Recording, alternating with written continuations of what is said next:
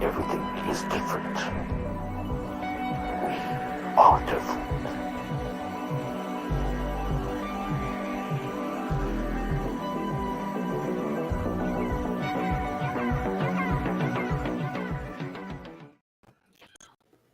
Good evening and welcome to Audio Dungeon. I'm Tony Hansen, joined by the rest of the crew and a few of our super fans that will be playing with us this season. Guys, welcome. How's everybody doing? Good. Pretty good. Very good. Yes. Awesome. I'm proud to welcome Phil Castellano to the crew this year. January. Yeah, man. Yeah.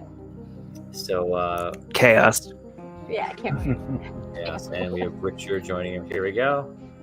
There he is. In all his blurry gloriness. Oh, it's his wall. That's his wall. That's peak Richard is his wall. Richard's actually working right now. So he's getting paid to be here. Don't blow up his spot. I mean, he's just chilling. Don't tell his boss. He's taking a little leave, that's all. So Just making it worse. So we have about 1 month, a little more over a month to the second part of our session 0. Today is part 1, and then a week after that we're going to begin episode 1. This is a stellar punk tabletop playthrough, and this is a continuation in the world of Mindaria. And in fact, it is right outside of the world of Mindaria in a sense, because it's at the threshold between space and the world itself. So in low orbit is where this takes place. This is 50 years in the future from what happened in the events of Knights of Andor.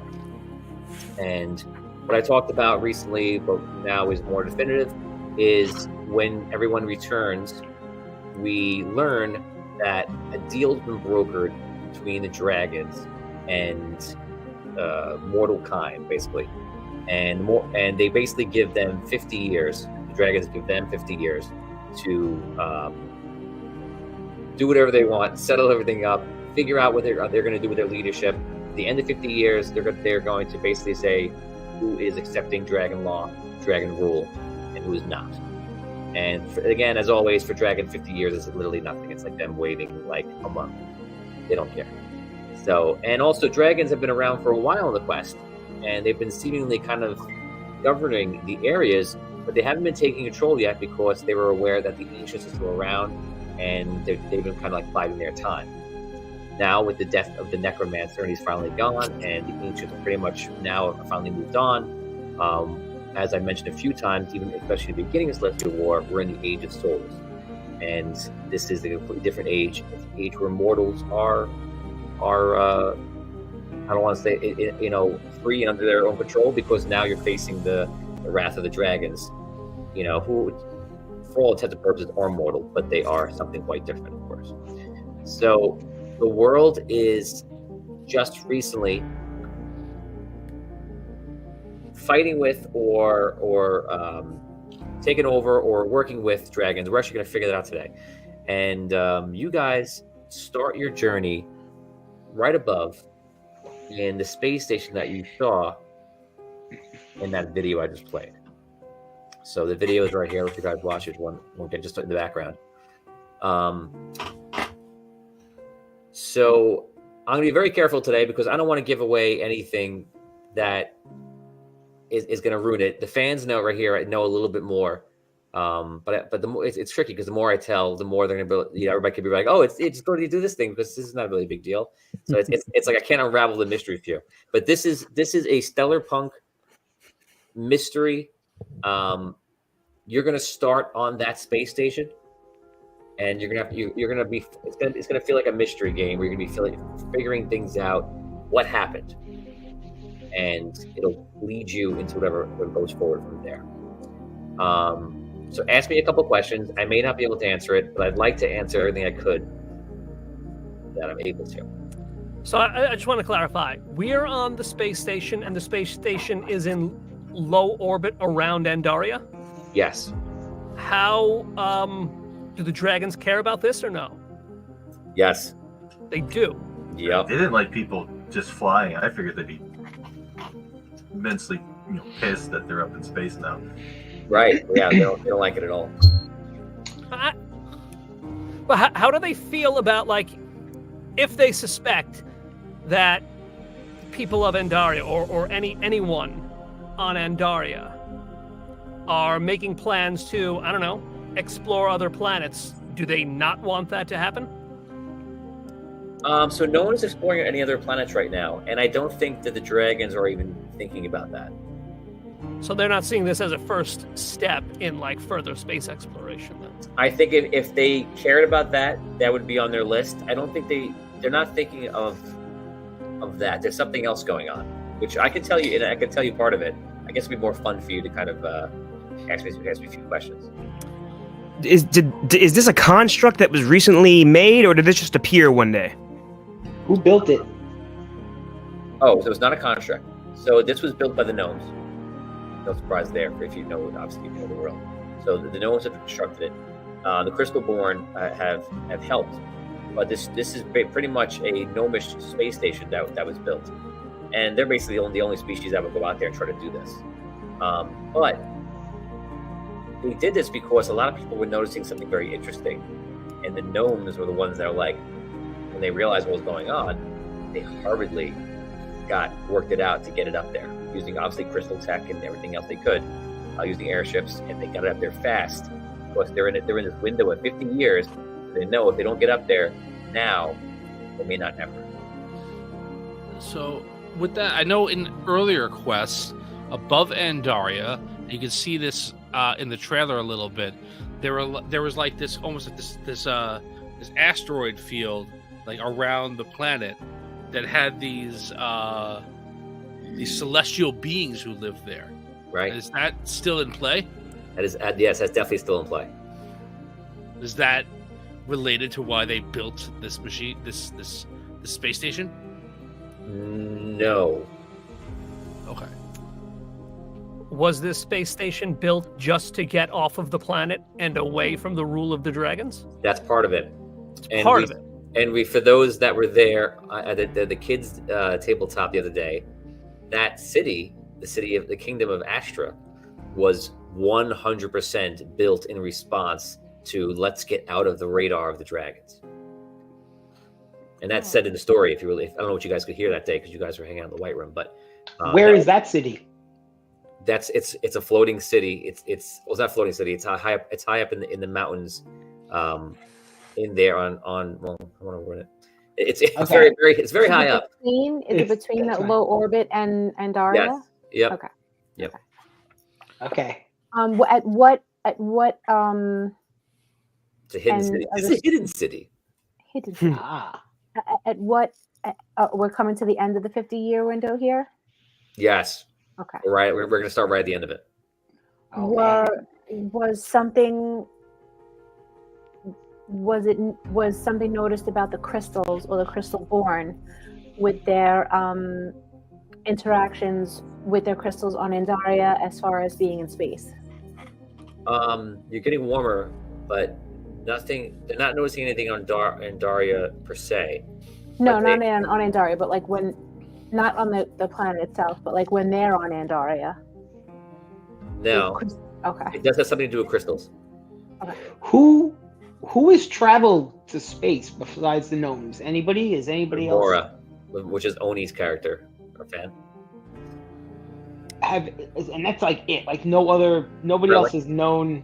And Jacques, Like, didn't Jacques go to space? Yeah, Jacques go to space. Right. When did Jock go to space? So is it possible that they're setting this up as some kind of like Sledgehammer. kind of like an asteroid mine? Maybe there's like to find crystals that haven't been discovered yet, something like that. You're getting really warm. They are absolutely mining for crystals. Are they Yeah. mining for liquid crystals? Not liquid crystals. Where do the you trying to link in the Spelljammer? What Yeah. why are think about what happened in the past. Oh, are they trying to wipe out magic? No. No, if they get enough of those magic negation crystals, they can just, you know what I mean? Just like, No, Are they they- trying to find a power source to rival the dragons? That is pretty much it in a sense, and it's not even. Yes, it's the rival of dragons. It's also like they need power source because they need to like get stronger. If they're going to do something, they want to have free will. So the Wasn't moon, like the moon made out of the crystal Yes. for Andaria, and So- so that's you're looking at the remnants. There's Andaria right now, right? There's Andar. Fragments of the moon are all around the planet, and also there are giant crystals that are giant soul crystals, the size of the ancient souls crystals and similar, have been found and noticed by mortals, who are looking up. And they started investigating it using airships sneaking up there, and it started to be realized that their crystals were just up there floating around because they were parts and shattered remains of the moon that was. The dragons want these crystals because they don't want them in the hands of mortals. The dragons can fly into space in this low orbit for a very brief amount of time. They literally hold their breaths and go up there and fight, and the airships have been just dodging them long enough. So it's kind of like the only place where it's like the dragon has lost the advantage. If you can survive long enough for them, you have to go back down. Cool. Who is on the space station right now? Us. You guys. Gnomes. And Yeah, gnomes, no. Probably. It's not. I'll answer the question you probably want. You're answering. Not a lot of people. No one gnomes. No one gnomes yet. Ooh. Nice. no one's gnome. Here we go. Knock knock. Who's gnome? Are there any like legendary characters or characters from past campaigns? As of right now, I don't have anyone planned because I feel like it would be nice to do fresh. But you know me, I can't help it, and eventually everyone will pop up. Here we are. Somebody will show up. Somebody will show up eventually because I can't stop it. So, what, like, being this is the situation, right? We're in space, whatever. Like, are you picturing us as like just starting out characters, or are we characters who are going to be a little bit established, have some You're gonna experience be- under our belts? You're making the. You can have a character that's an experience in a profession, but experience wise, you're going to start off at our level 1, our basic start, which is going to be 3,000 experience points. Okay. And from your point of view, are we on this space station for whatever our professions happen to be because of our professions, or Yes. Okay, so Yes. our careers have driven us here, one way or the other. Yes, you're on there with a purpose. Okay. Are we supposed to be all working together, or do we know anything about, like, us as a group, or no? Yes, you all know each other. Okay. Prior to going on the ship? Yeah, you know each other on the ship. Did we meet on the ship? The station? I imagine you would either know each other or kind of heard each other, or maybe just know of the profession and not surprised that the person would be on it. Do And you're we not all eat known lunch together every You're day? any species you want to be. Okay. Cool. So, but you're on there. So I don't want to say. I guess if I say the wrong thing, it'll make you think the wrong thing. But you are a team that's on the space station. Something has happened, and you guys are in. I guess I have to talk about the next part. So you guys are in like an unusual state. Unusual state, I'll say. Ask me any other questions you want to know first, and then I'll move on to that. Unusual state, like Yes. like Hawaii. Yes. And not a state you predicted like Hawaii. Okay. This is a Hawaiian-themed quest. Hey, let me get my ukulele out. Yeah, please. I was hoping you had it ready. Oh Uh, man. Are there any areas of Andaria where, if we did want to travel back down, there's less coverage by the dragons, or it would be less noticeable? So right Or is now, it- you know that the date is up when we start. Probably by, I would say, a few weeks. We don't know what happened because you're on a space station. We don't have any communication with Andaria. No, and you're starting off in the space station is not in a great situation. What's the situation? What's the Is status? Is it radically becoming an even lower orbit? Are there red lights flashing? I'll tell you that. I'll confirm that is in fact your first problem. Hurtling is involved. Yes, the space station is losing its orbit. Great. Wait, losing its orbit as in crashing into Andaria or flying off into space? Is one better than the other? Crashing into Andaria. Yeah. Yeah. Crashing into Andaria. Wow. Okay. All right. Groovy. If you survive the crash, though, you're back on Andaria.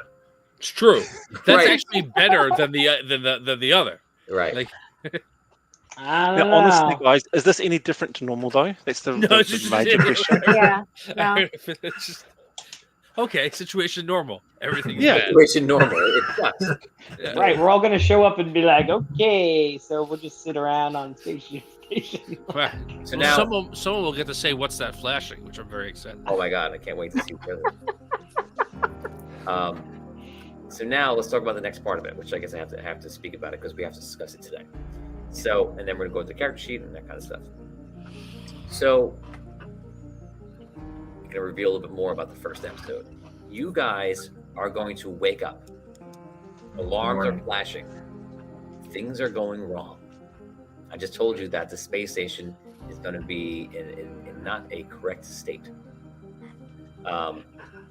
You guys are going to wake up in these, let's say, different bodies. And these are right now called Geminites. And they're crystal-born. Something happened on the ship. This station has a power source. Guess what? It's a crystal. Crystal they harvested from space. Now that crystal, something went wrong, and something happened to your guys' bodies, and not gone, they're not dead, or anything like that. Something happened, and you guys wake up in these. Picture them like they wore suits, but they're crystal borns. Like the soul crystals inside, and all of a sudden, when everything goes wrong, or whatever happens, you wake up and you're in these suits. Now, I'll skip. I'll put a gap here, and I'll skip some obvious questions, and I'll say, in this quest, you're going to have the ability, because of what happened, to have like a little crystal like a key, like a little 3-inch rod, right? And this crystal thing can like insert, kind of like the Matrix, but like on the back of your neck. It can insert in you, and this is where your soul is. Your soul will actually be in there. Now, I'm sorry, your soul. It's gonna be in the chest. I'm sorry, it's gonna be in the chest. Is gonna be that, and it's something that people are kind of like evolving in a state, which you'll learn. I guess I'm not explaining everything. But what's going to happen, you also have a compartment up here, which you can put another crystal in. And you put the crystal inside of you. And you're going to be able to put in the crystals of another person, per se, which is going to be the fans. And they can go in like a suit of armor, and they go in, or into you. And it's almost like having an AI. And any confusion you get, just I'm trying to explain it quickly to the point without making it make sense, because otherwise I'll be just keep giving things away. So just to kind of draw your own conclusions about how that works. But you will have this other crystal that's with you, kind of like a companion AI, and it will be the fans. Oh, that's cool. We are your Cortana. Yes, it's exactly like Cortana and Halo. And if they go in, they're there. They can assist you and actually operate your armor, depending on what abilities your armor has and things like that. They can actually assist you and help out. When you guys are in these Gemini things, these beings or creatures or suits, however you want to look at it,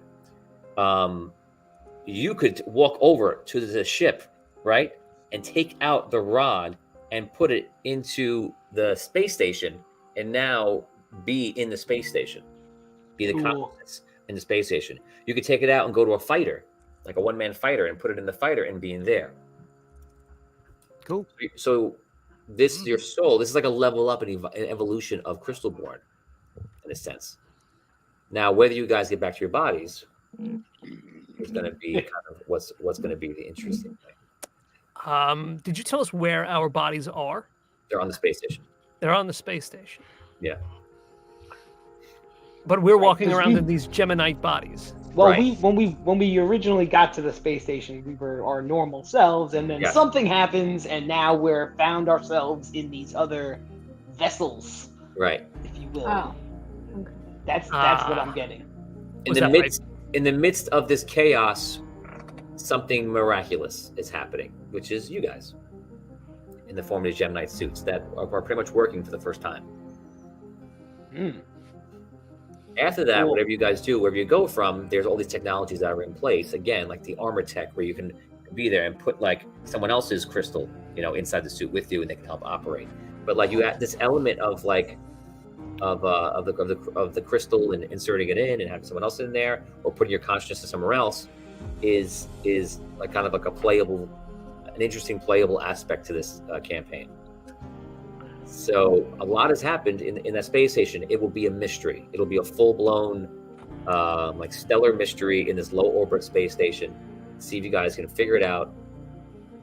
And that's kind of the gist. And the place, the space station is locked on a collision with the planet. It's falling. It's slowly falling its orbit. Oh boy. Hopefully, Um, very Keep slowly. Situation normal. Are there any other, stations or ships? How many do we know? Like, how many spaceships are in existence? Like, is it or like, anything like that? Like, what's our knowledge of like That you guys know of. This is the only space station, but you also know that there are very few species that have been scrambling to get up here to do something. Okay. Do we have to take a ship to get up here? Like, do we all come together, or we're Yes. like Yep. we all came together on one Came ship? on a to get modified there? airship that was able to Did take we- you up there. Did we volunteer for this? Yeah, you did. Okay. Do Yeah, they right, quick. remember?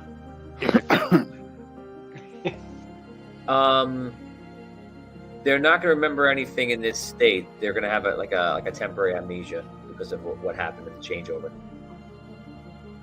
Okay. So they'll know up to a certain point, and then there'll be a gap with their You missing kind of stuff. it's kind of like you know who you are and what you do. Like you can't remember like the last week of time. You're just like having a gap.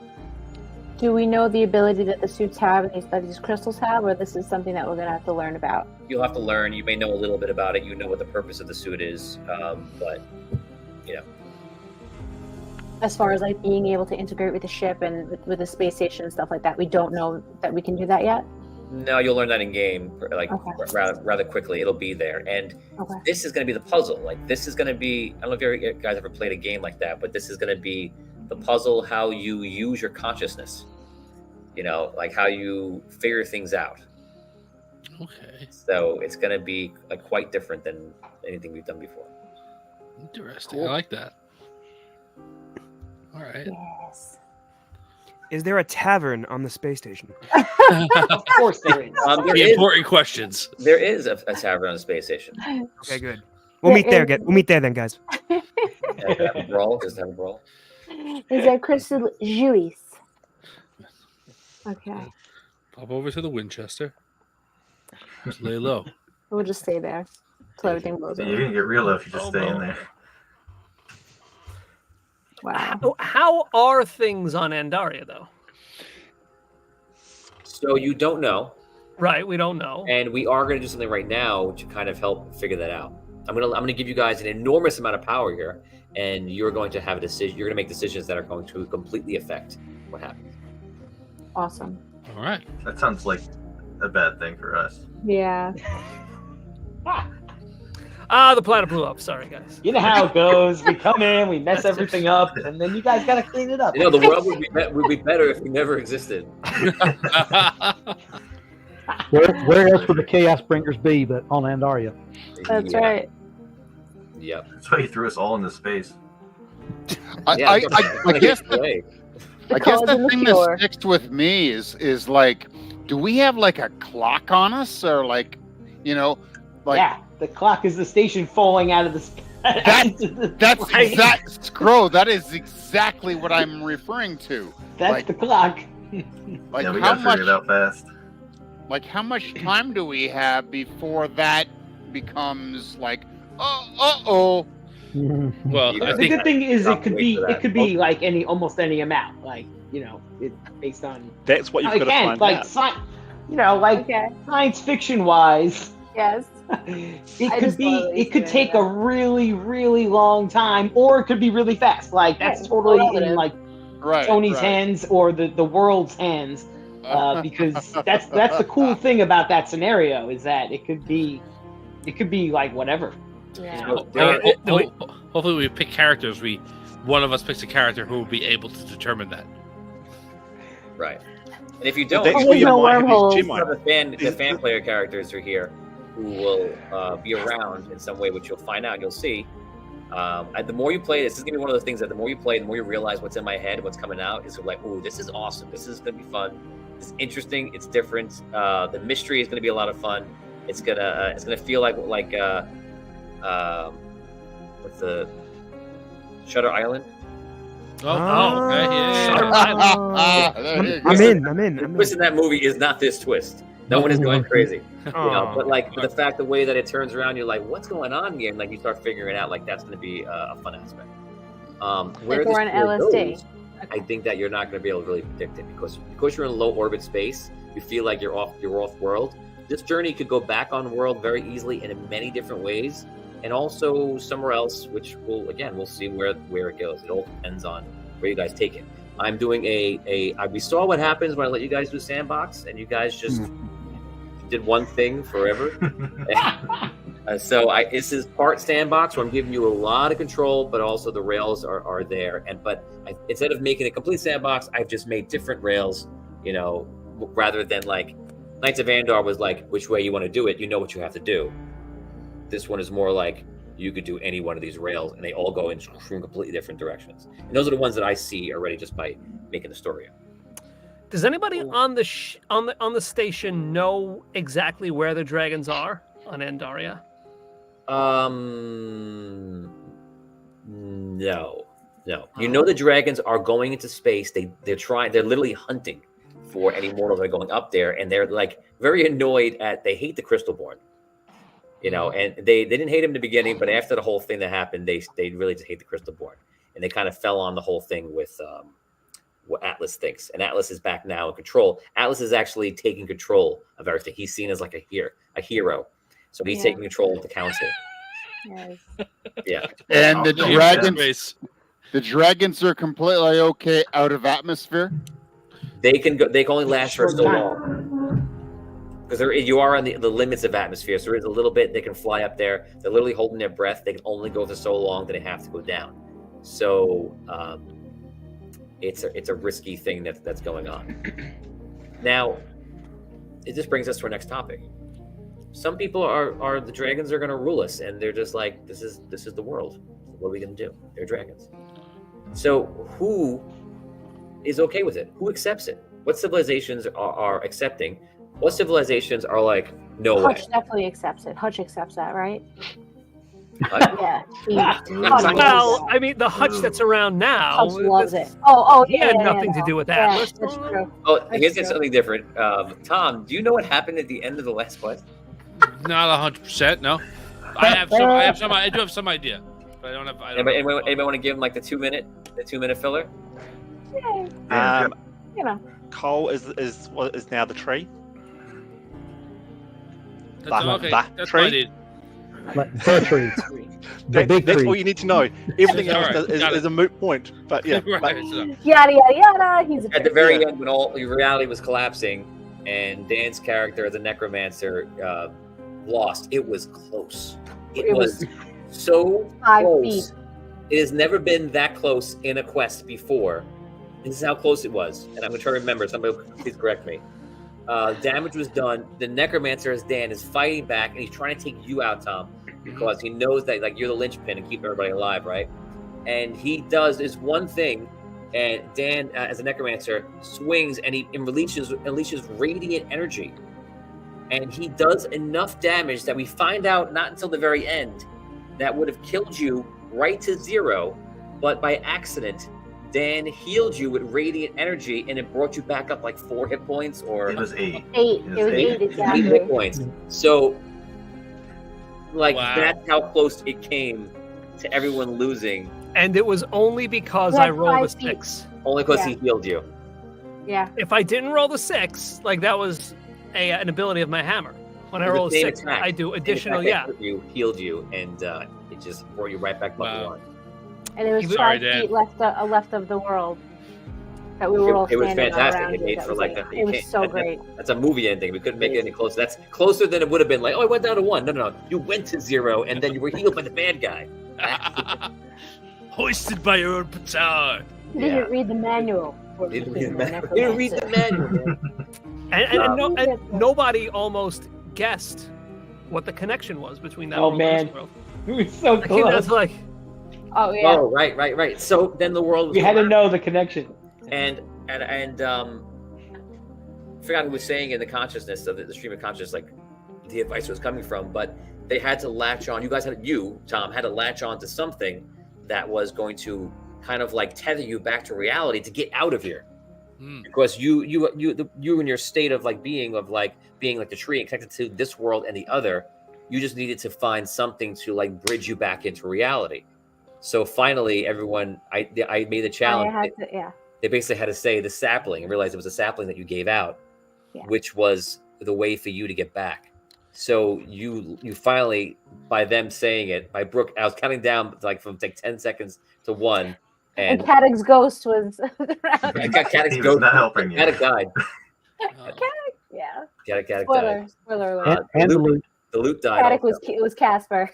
Played Yeah. by Casper. Caddick was a better leader when he was a ghost than he was ever when he was alive. He was the ghost. He was doing all the leadership stuff that he ever like wanted to do, and he felt like he could do it now. He was like, He had nothing to be worried about anymore. He was the ghostest with the mostest. we made think about it, we made Rob invincible and with the ability to speak. So he was like, you can't stop me. So you latched on back into time, to reality, to where the sapling went is. You went down there, went back, and everybody went with you into the tree. You actually pulled back everyone from that was like mortal and alive, and that you wanted to. Whoever you wanted to connect to, and you felt, you pulled them with you. And when you guys appeared there, the druids were there, and we pulled you back to the time when they were fighting Dragano, trying to keep him at bay. And you became the tree, and you stilled into the ground, and they used you to fight Dragano, and that's how the tree came to being. That was you. The Chronomancer came in and said, like, I'll take you back to your regular time for everyone else. Okay. He did that. They go back. They go back in the tower. They go in the same tower. They just go to the future, the present day, and then they come out. And he says, "Come on, you must be hungry. Come upstairs." He brings him into the room where you can eat.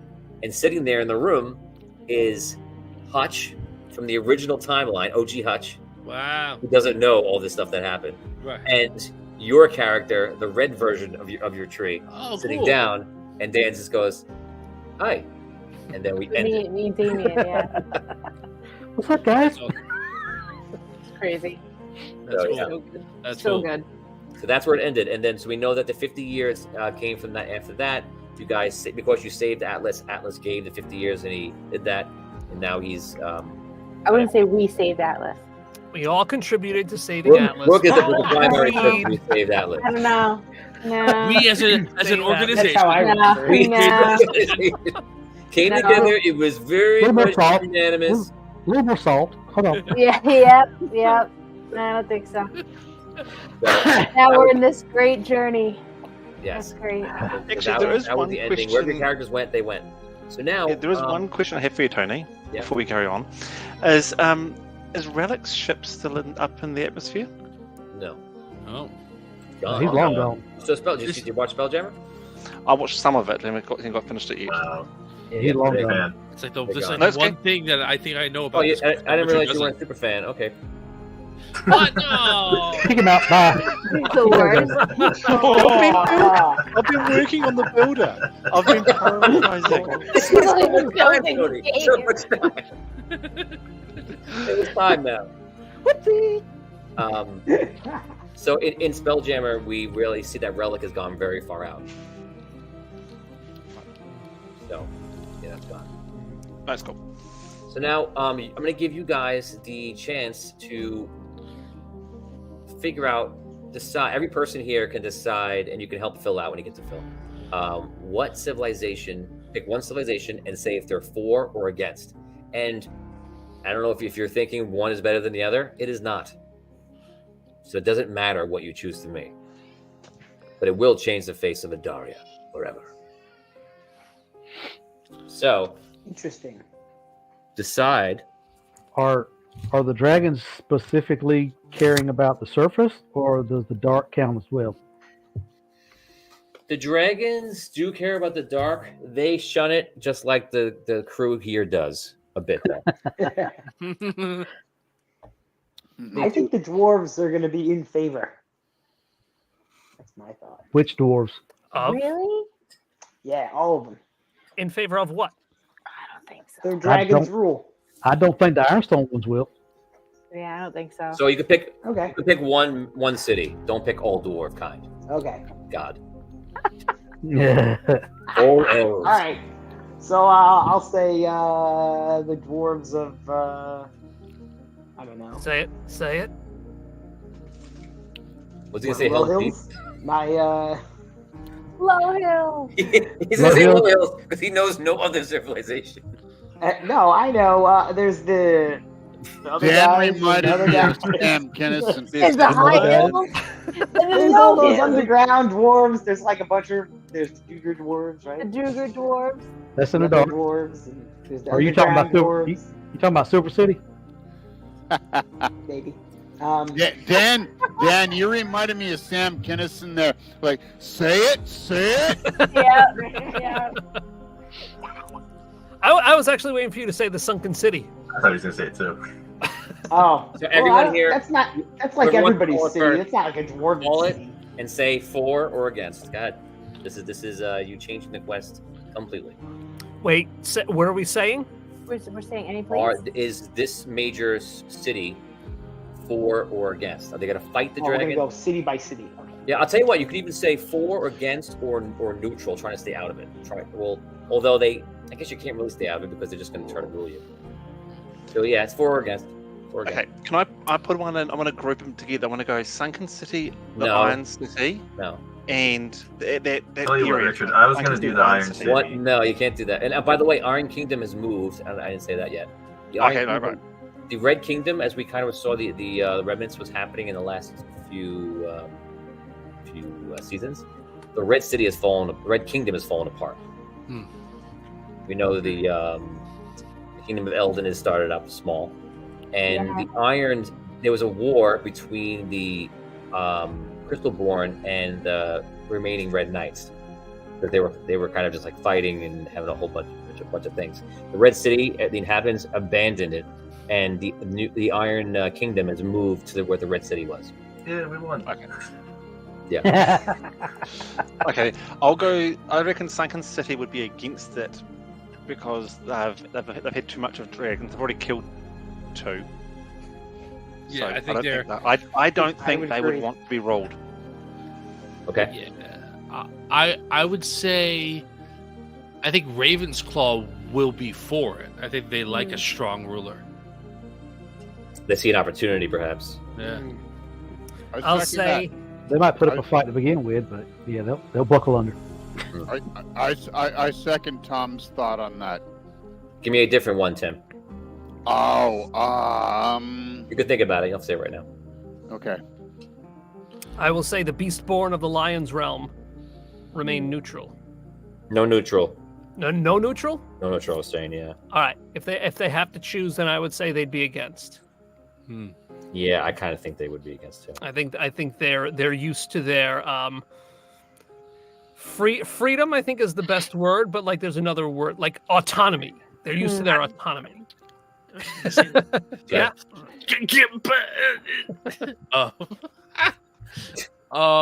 Very good. I think Anwar would be against. And war against. I think. I Like think Soul? the are souls still ruled by vampires? Solst is been abandoned, and there are vampires living there, and it's kind of like they're just living in the trenches, you know, like through in the rubble of what it was. And all vampire kind is now a species, a playable species, by the way, called Darkling. You can play a vampire species. Yeah, and you want, Tom, you want part of that particular episode, but yeah, pretty much Solstice leveled. Fine. A very large airship battle. No control, yeah. Just put a little salt over that. By Melissa Benani. On that, Tom, I reckon the Archmage realms would be against. If Solstice is in that state, wouldn't that be very easy for the dragons to dominate him? Really there.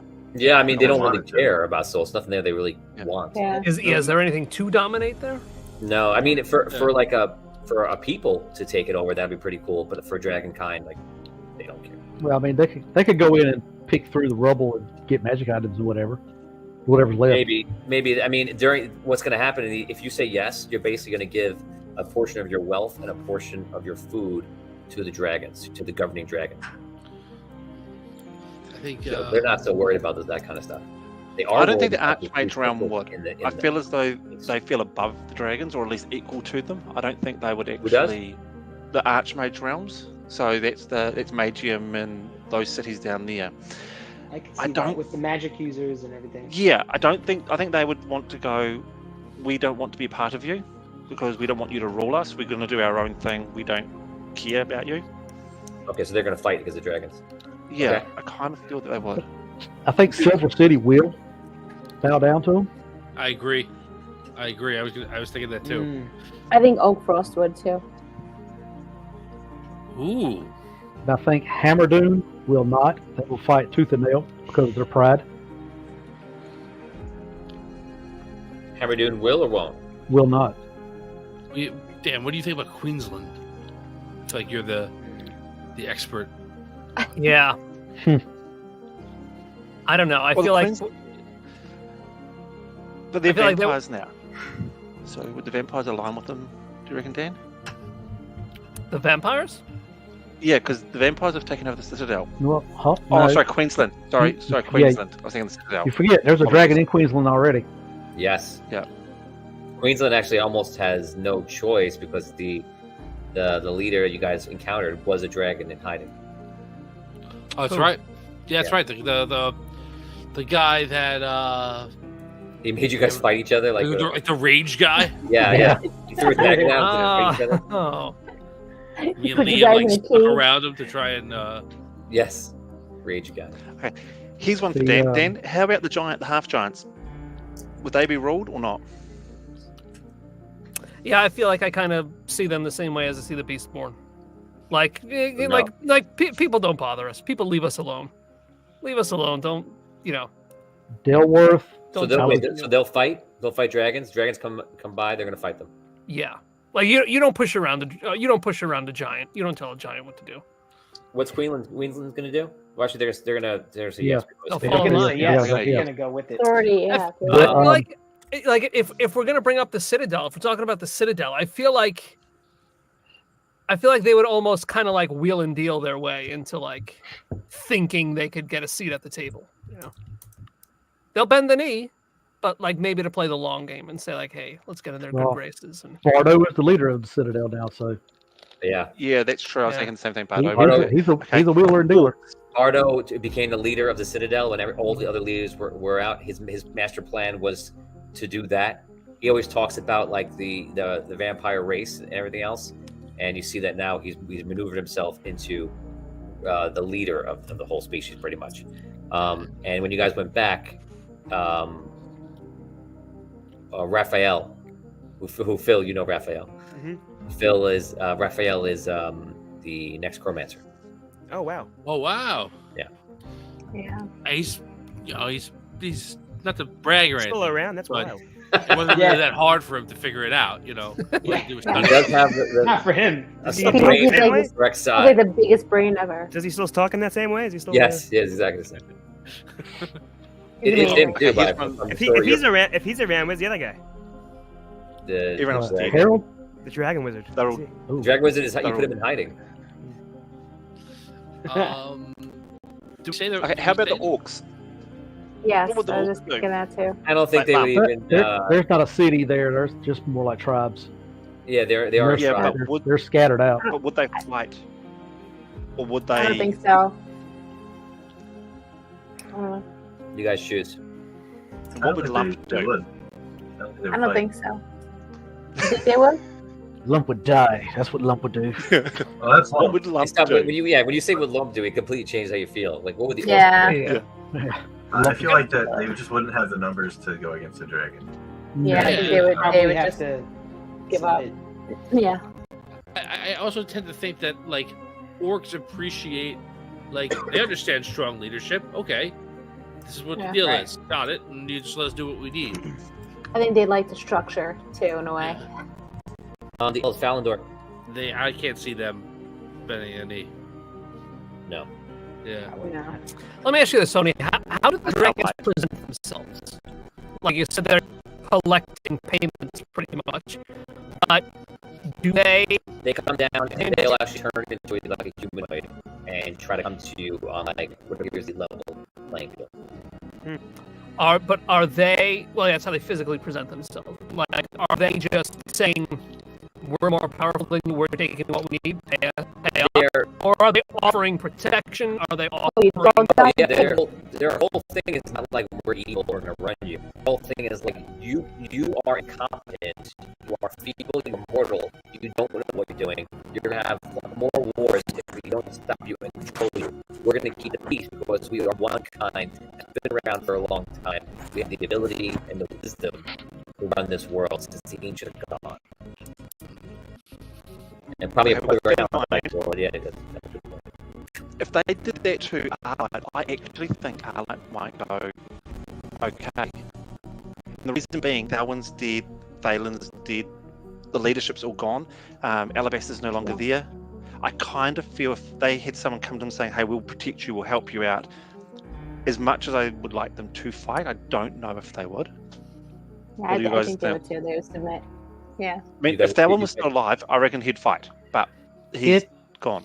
It depends on which nation. Huh? It depends on which dragon shows up. Good point. If like a silver dragon or a bronze dragon, they might. One of the chromatics, well, you forget about it. Yeah, it's curious. I do think that like there's an attraction in that sales pitch of like all you've known for the last 200 years has been fighting, right? Chaos. Like we're gonna stop that. I agree with Richard. I can see Arlight going like, that's what we want. We just want we want there to be peace so that we can like grow and learn as a species, or whatever. That's a good point. And the other option, why did Thalen die? Because the necromancer came back. So like that's probably part of the dragon sales pitch. It's like what are you gonna do if another necromancer pops up? Not another necromancer, but another huge evil bad guy. You're just gonna have the most powerful people in Andaria die again, or you want us to fight for you? And here lies a part of like the quest. It's like, well, you could right now. You guys could have all chosen for them to fight, or all chosen them to just give in and just have just like the dragons rule the world. That's it. And if that's maybe it's not a big deal. Maybe it's not the worst thing. But that is a part of what's going on. I kind of feel a lot of them would fight, but they might be in talks still. Like they're not openly. Yes, this is only the government. That doesn't mean the feeling of the city would rather be gone, but they may just admit. But some may only be able to fight for so long before they don't have the resources or the will to keep going or whatever. Like you can't have war forever, probably. I mean, right. So as we know, I kind of feel Arlight would do that. They'll be going, we'll join you while they're building their strength back up because they were decimated from the necromancy with the necromancy.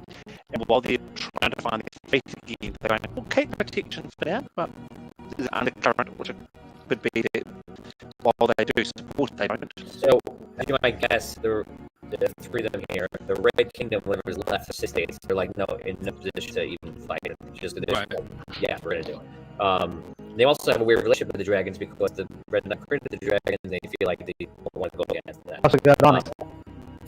So Rhaegar is head on against Absolutely. it, and they've been like militarizing everything. So like, if you were to go after and go to Rhaegar, it would be like a virtual mountain fortress ready to fire back the dragons, and it's actually capable of repelling them because they have enough firepower to do so. And the dragons kind of know this. The Iron Kingdom, same way. And the Iron Kingdom, by the way, the Crystalborn and the gnomes kind of like, they're like best bros. They love each other. You know, the Crystalborn couldn't exist without the gnomes, and the gnomes just think they're cool because they're like walking things that they created. So they're just like, you know, and that's why the Sunken City, I think, would be a no as well, because it's the link between Rhaegar and that. Wait, everyone on the space station, are we all from Rhaegar, or are we from different? From wherever. Okay. Could be, whatever. Yeah. But then again, Sunken City Can did Ember have still be neutral? Ember for a while, and they were fruitful with Ember. So maybe they'll go back. Right. It's up to you guys. You guys chose that they fight, but they could. I mean, Rob has a long lineage of giving. So, but Rob's not there. So Rob's not there. They're like, Rob's wait, not there. In no part is Rob there. Just his memory. Aww. His picture's up in Corny's corner. There's no Archie. There's no Reggie. Reggie's still in prison. Reggie's in the prison in Rhaegar, so that's even better. Yeah, he's definitely not getting out. No. Reggie started a coup with vampires. in Although, to win the election. if we were thinking about Anwar, I would say Anwar would still hold its neutral stance. It would do whatever was best for the people at that moment in time. Well, Anwar is always against everything. Anwar would be against them, I think. That's why they exist. Yeah. It's a place where everyone can come in and be equally against everyone. Right.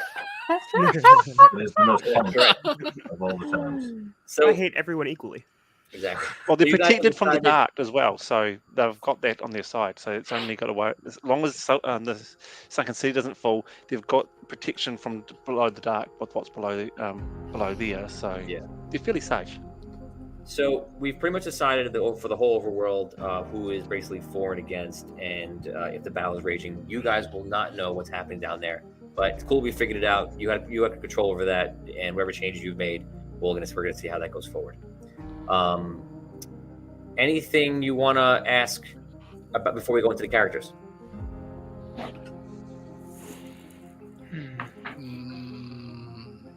Were we chosen to go on the space station, or did we?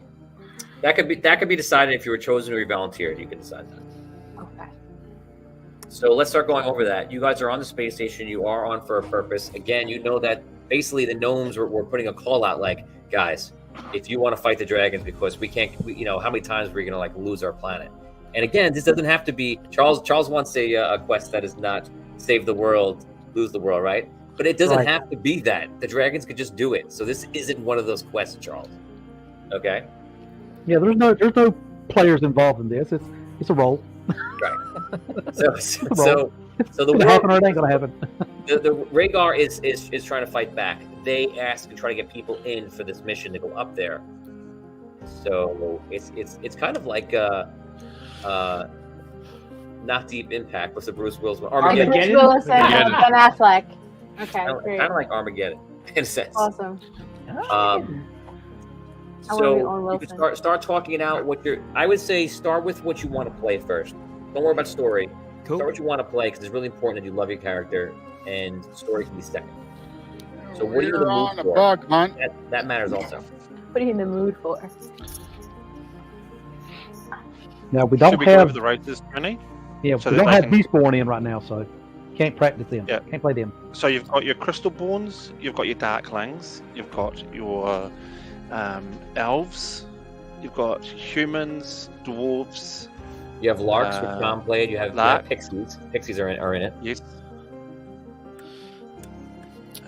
And Seth, so you could be play Seth if you wanted to. Yep. I think that's all of them. Well, I've got them all here. Halfling. So we've got Crystalborn, Darkling, Dwarf, Elf, Giantkin, Gnome, Halfling, Human, Lark, Pixie, and Seth. The 11 races. So, whether you want to, you guys can start. Don't have to start with species. What do you want to? What do you want? What are you looking forward to play? What are you thinking about? Doesn't have to be what you actually play. Just where's your head at? Anybody? Can I open it up as the new guy? Sure. Yeah. Go for it. So I was kind of thinking about the kind of character I wanted to play today, and I kind of went slightly into a little bit of a backstory thing. So maybe you can okay this or veto it, Tony, depending on what I tell you. I had this idea for playing because I don't really know much about the lore of this current state of the world. So I was kind of trying to build that into my character, kind of like as an excuse. So I was thinking of playing, if I could play a character that was comes from a long line of like renowned armor smiths, but like he's from like way in the past and was like sent here by like he was sent to a random point in the future. So the thing is he is like renowned, and like maybe something could have happened where they realized, wait, this guy's from this line of armor smiths, you know what I mean? Maybe that's my purpose here. Like they're trying to get someone from this family of famous smiths. Is he human? He's human, yeah. You could be in Hutch's lineage. Whatever. I was like, is that what Hutch was? What was Hutch? So that was Hutch. And was blacksmith. Yeah, he was a blacksmith, and they actually had a long line of like ones that He's a served lowly Arlight, blacksmith, and though. Arlight is Just- where the Chronomancer's power is. Nothing else. So that could happen. So I was Love thinking it. about like being randomly sent from the past, and they realize what my lineage is, and they're trying to make me get good with maybe using the crystals and making the whole like something like that, if that makes kind of sense.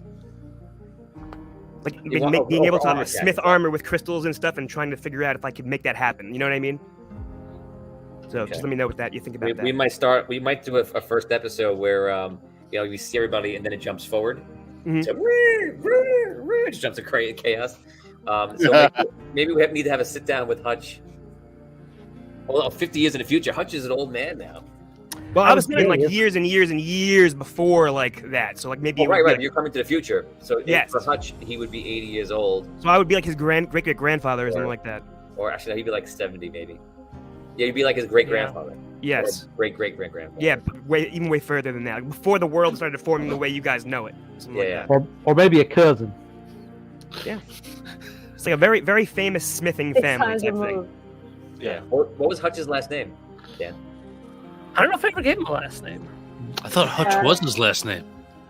No, I think his name is actually Hutchinson.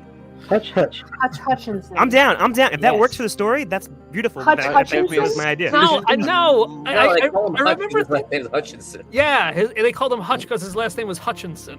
But I can't remember what his full name was. Another thing I was thinking about looked through was like my 1,000 sheets. the reason why my character might have been might have- sent to the future is because like his family was starting to get into like maybe like anti-magic type of armor, and they realized that was no good, so they like banished him type of thing. I think what would happen is the Chronomancer would know what's coming up, Raphael, and he would come back and retrieve you and saying, "We need you." Yeah, something like that. That'd be cool. Yeah. No, I don't think he ever had a surname. I think it was just always it was never stated. I don't think, 'cause I haven't got it written down. And I went back through a lot of the stuff, so I think it was just Hutch. Yeah, I gotta check my sheets. I think it was something like I may have thought in passing one time. Maybe I wrote it down. I don't specifically remember a first name, but I do remember thinking, hey, maybe it's Hutchinson. Maybe it's something Hutchinson. I'm down to be a Hutchinson. That's fine. Dutch Hutchinson. Dutch Hutchinson. Okay, someone else. Just I'm not 100% sure character-wise where I want to go yet, but I've never played a dwarf here, and if it's okay, I'd like to try that. Of course. I think it'd be a fun pivot. I had a feeling that you were going to go like warrior because you said a long time ago something that you want to just be a warrior, and we talked about the fun of having like the different armor pieces and about tactically putting them together, and you like that, and it's in the system now on the character sheet. All right. Yeah, Well, if there's a need for a warrior on this space station, There's no need, and I don't care if you beat there or not. I was saying that's where I thought you were going to go.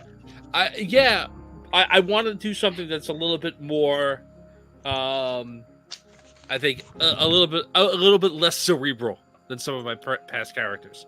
That's what I'm thinking, right? Swoosh was cerebral. Oh, you need to No, go. not my that favorite. anti-cerebral either. I don't want to be. I want to know what's happening in a given state. But Dude, he was Captain Planet. yeah, I don't know. That's true. Captain Planet, Swoosh Bingleton. So I'm trying for range here, Chronomage. folks. But yeah, I'm thinking like, yeah, maybe like, even if it's not a fighter, but like more of a dwarf of action. Then like, that's where my head's at right now. That.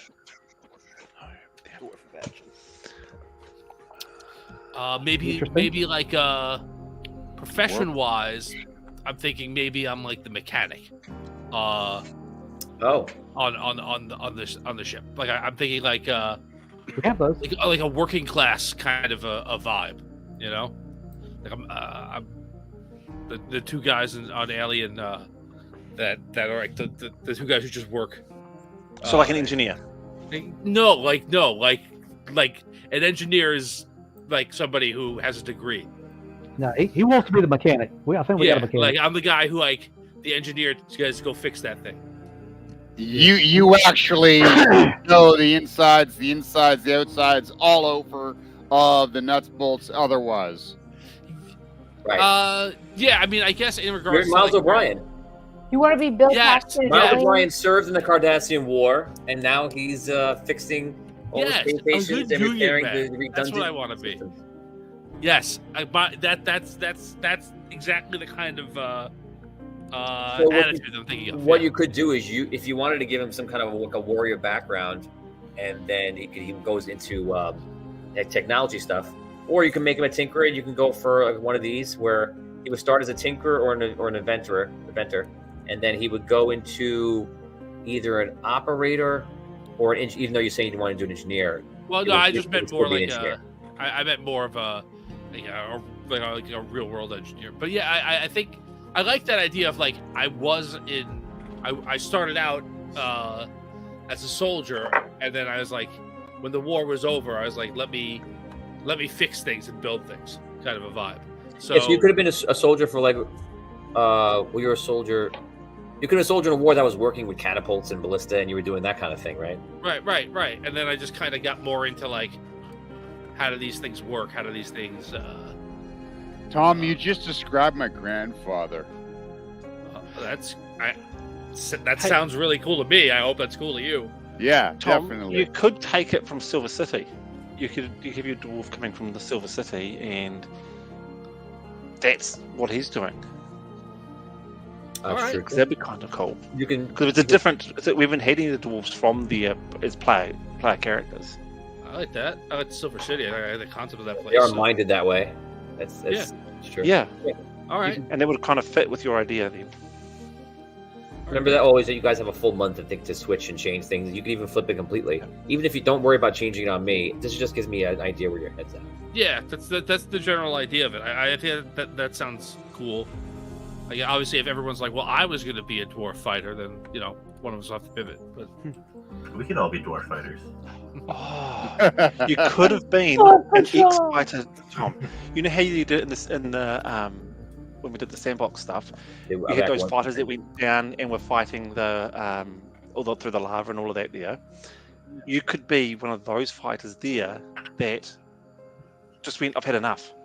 The gate's closed. Yeah, I gotta get out of it. Yeah, like, how close it was, and how everyone was dying, and you're going. The Minotaurs have been defeated. I've had enough.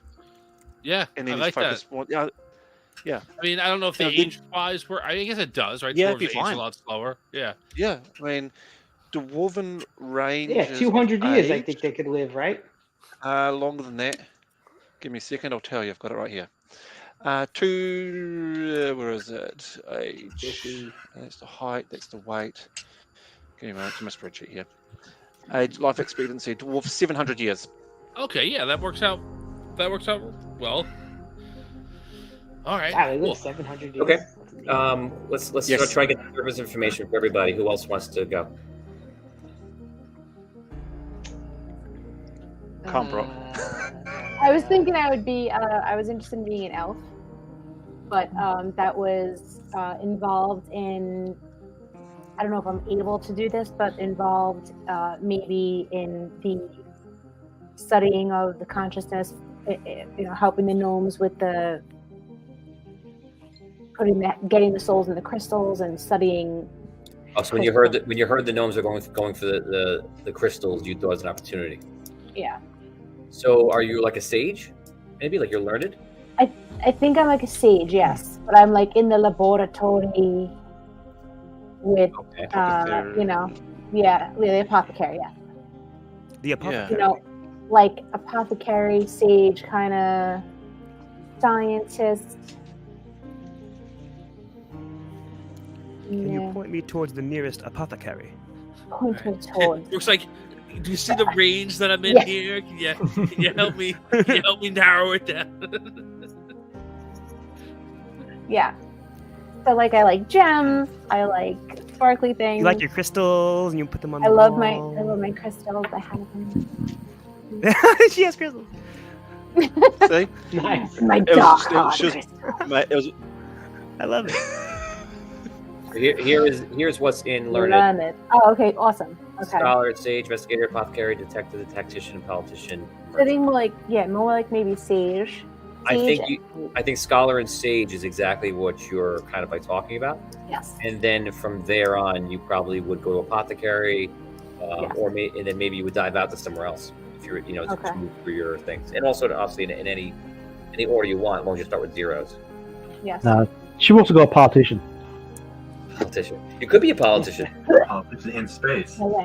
I've seen a politician in space before. Maybe you're, Space politician. An elven politician could be trying to like bring awareness of the consciousness of the world, and that people are not doing that. So an elven politician could be a good speaker. Possibly. And, you don't have to be like a slimy politician. No. I'll be a You could will politician. change. You could be like the mayor from Back to the Future. Yes. Goldie Wilson. Mayor! I'm gonna be mayor! Mayor! I like the sound of that.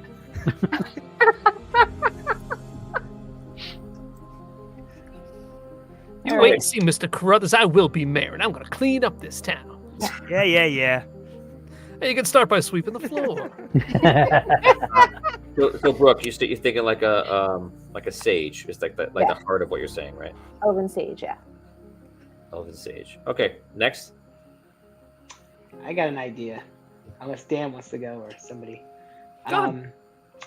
I'm thinking maybe I might play another gnome, and perhaps somebody that was sort of very excited about leaving the planet and getting up to space. Maybe like a pilot, or I was thinking maybe an engineer, something like that. But maybe maybe a pilot gnome. That would make sense. There has to be a pilot up there. I can fly. Something like that. That's what I was thinking. So, like somebody, the appeal of going to space was like strong. So, like, I feel like, a character that like that was a big part of their goal. Like, they wanted to get to space and they want to, fly in space and, kind of, help the gnome kind with their goal of, getting off the planet. Like a dangerous mission, a mission to prove yourself, and you're like, let's do this. I'm a pilot. Yeah.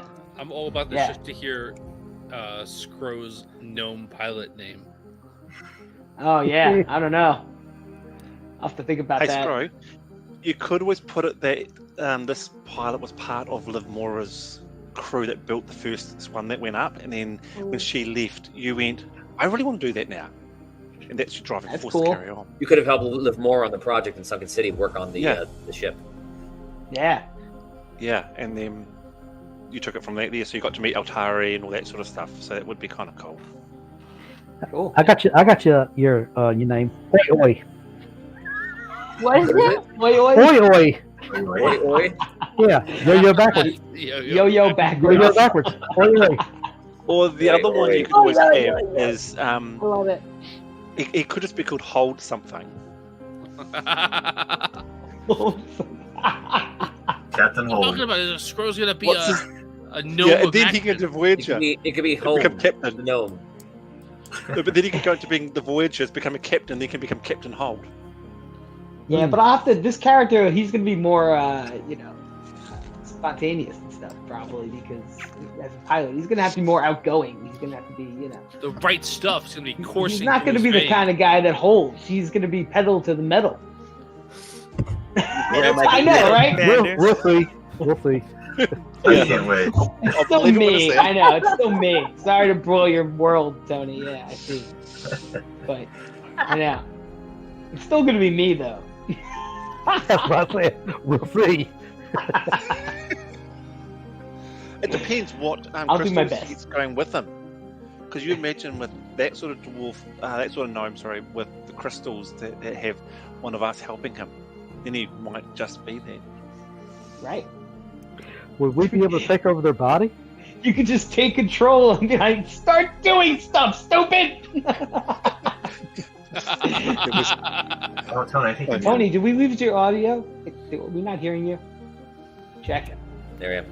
Oh, there we go. Yeah. Let's do Dan. I guess I have to be a magic user, don't I? No, whatever is fun. Have to be. You don't have to. Don't feel the pressure. What about Actually, Seth? That's the only species that kind of called out to me. They're magic users, right?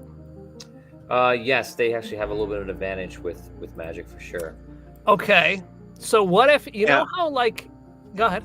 Sorry. I was just gonna say, do you want to go magic user or do you want to go faith? Because there's a whole faith section now. Magic user. Cool. So what if like, you know how like in like let's say in Starship Troopers, Neil Patrick Harris, like his specialty was like psychic Magic. connection, right? Yeah.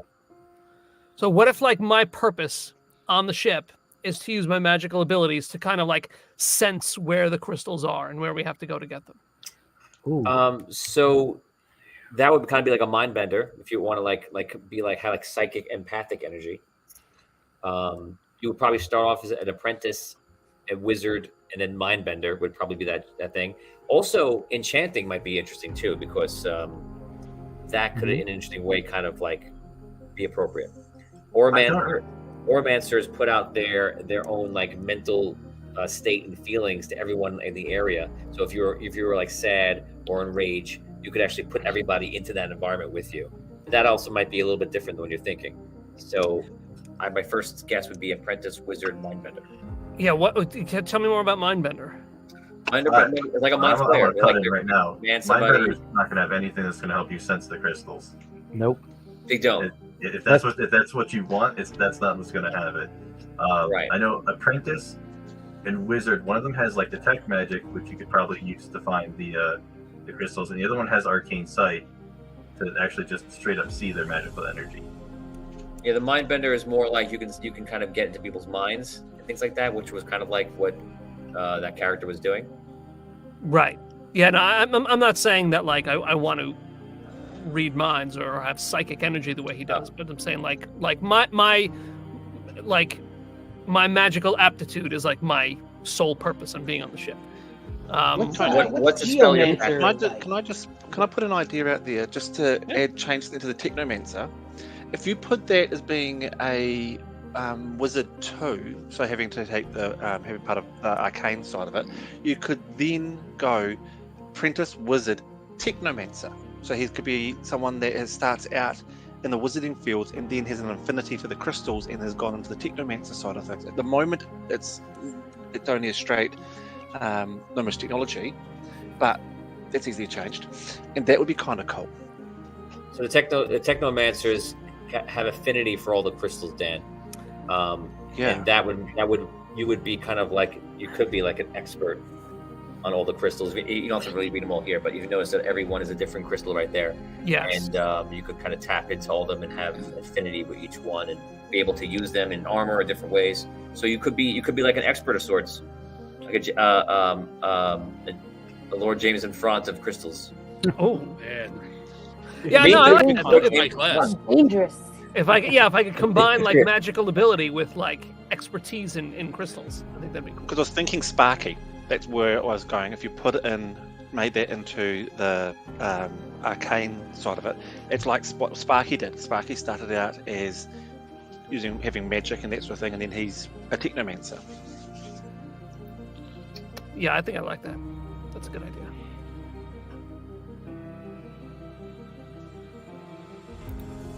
Oh, they're behind the curtain. Watch out now.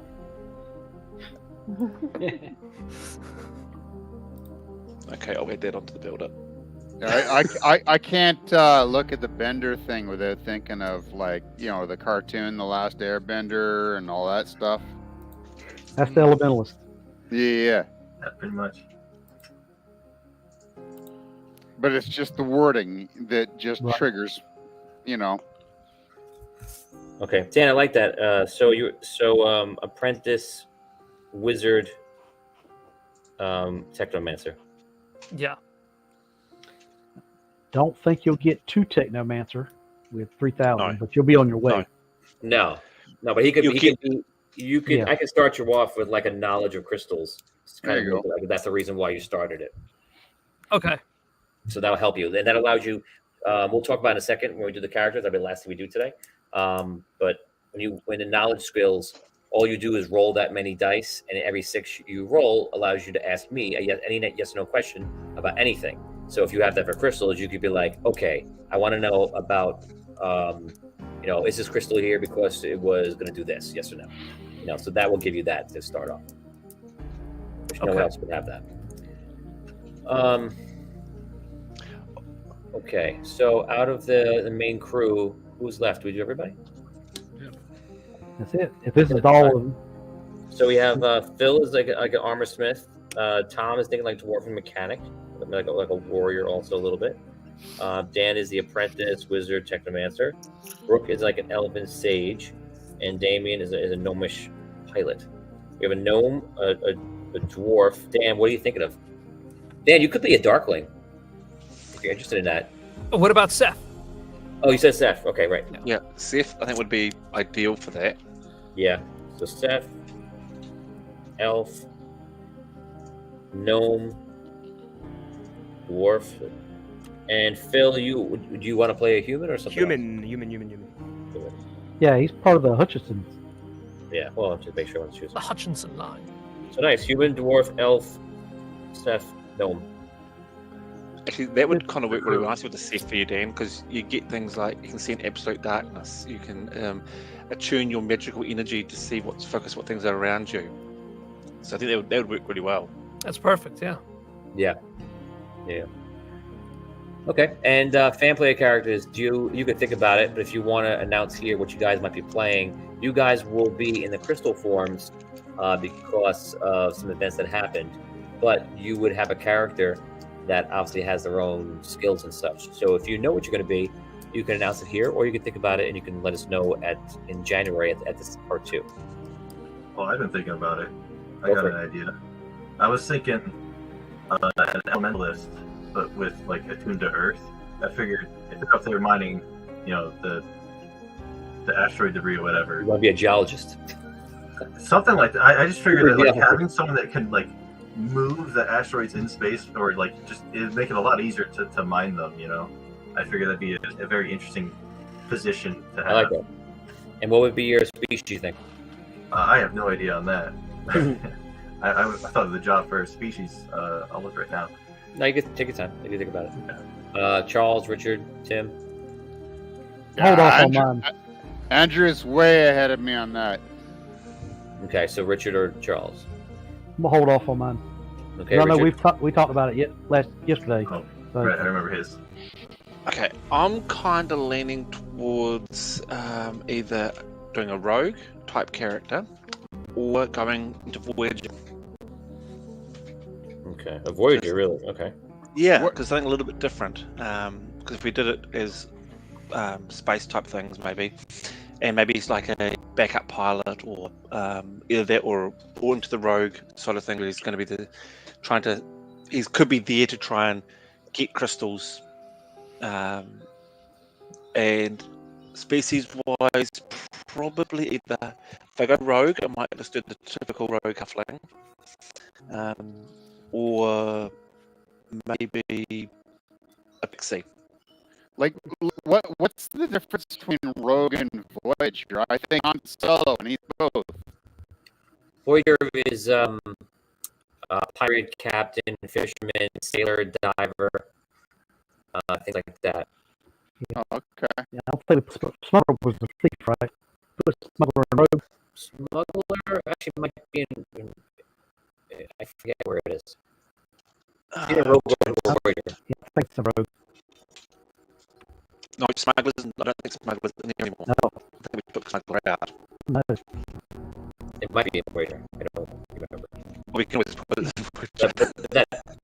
That's on his Voyager on a way to pilot as well? Is that like similar? Are those related? You can get the Voyager by taking shipwright, and shipwright gives you the ability to fight ships, but in technology you have a pilot, so you could be someone who sails on ships, and you get piloting from that as well, and then you could go into technology and then piloting like an airship, and you can stack those pilots together and get it to like 80 level.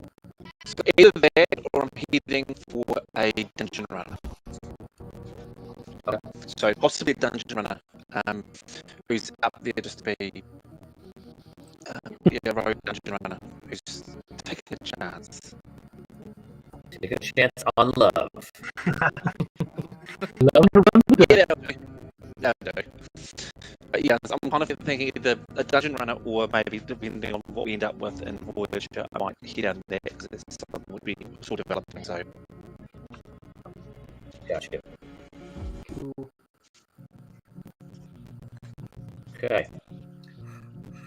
Okay, so we have an idea of the quest. We have an idea of the characters people think about. Again, feel free to change your characters. If you text me if you want to ask me a question about it. You'll have a full month.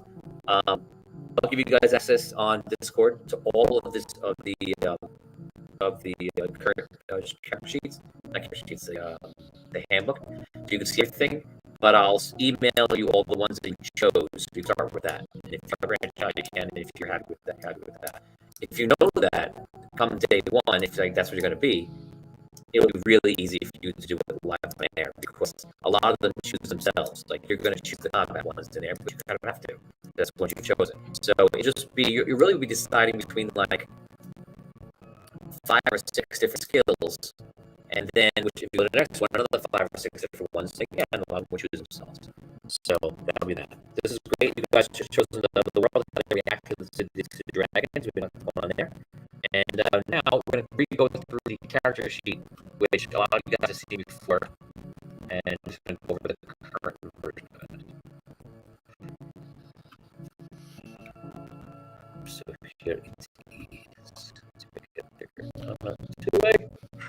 The way to get it wider, I always forget how.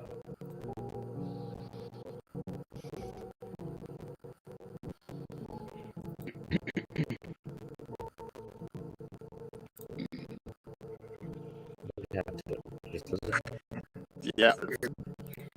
I'll see my Vandar. Wish I didn't touch it at all. Oh, there it was. Okay. Okay. So, starting from the top, going down. Hopefully I can see that pretty good. Blow it up. Let's say that you have a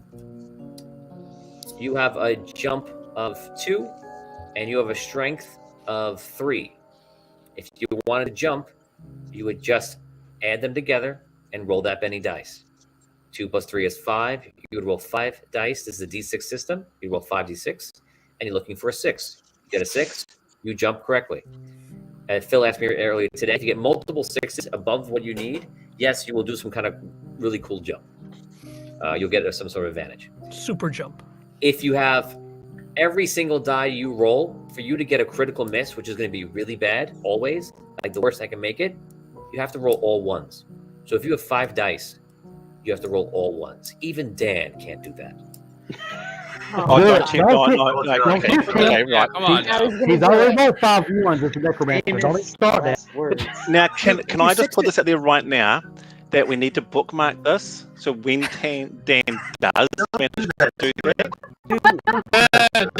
come back and say, Do 6s and 1s negate each other? Like if you roll 5, Actually, no.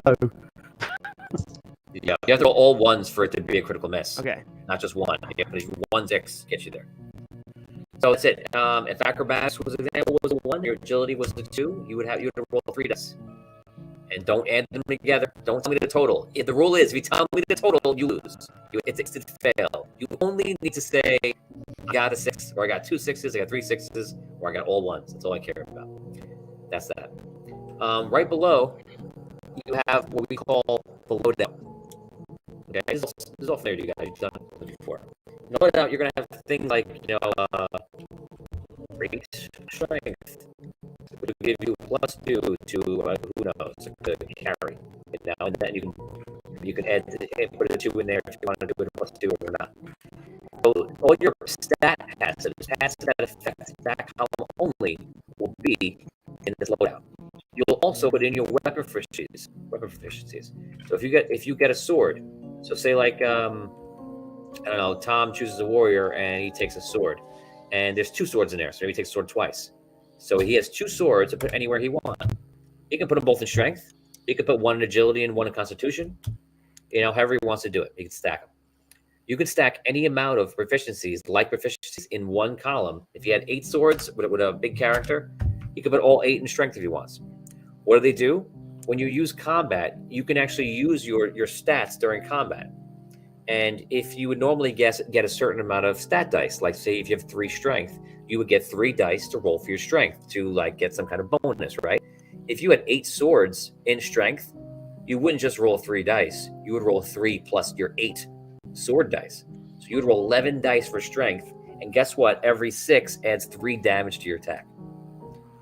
So that's how your stats. Now you don't have to use your stats in combat, because using your stat in combat requires another win. So if you just fight somebody and just combat, I go up to him and slash with my sword. That's 1 win, right? And then you're gonna roll your dice with that.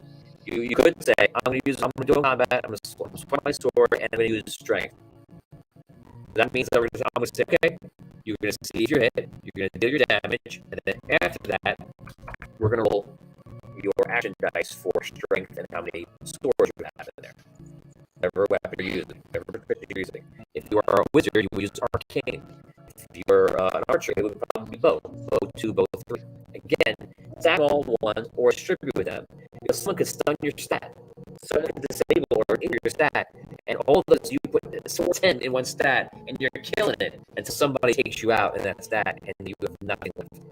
And by the way, you can use your swords with any stat you want, but you won't get the benefit. You won't get the extra bonuses, which is a big loss.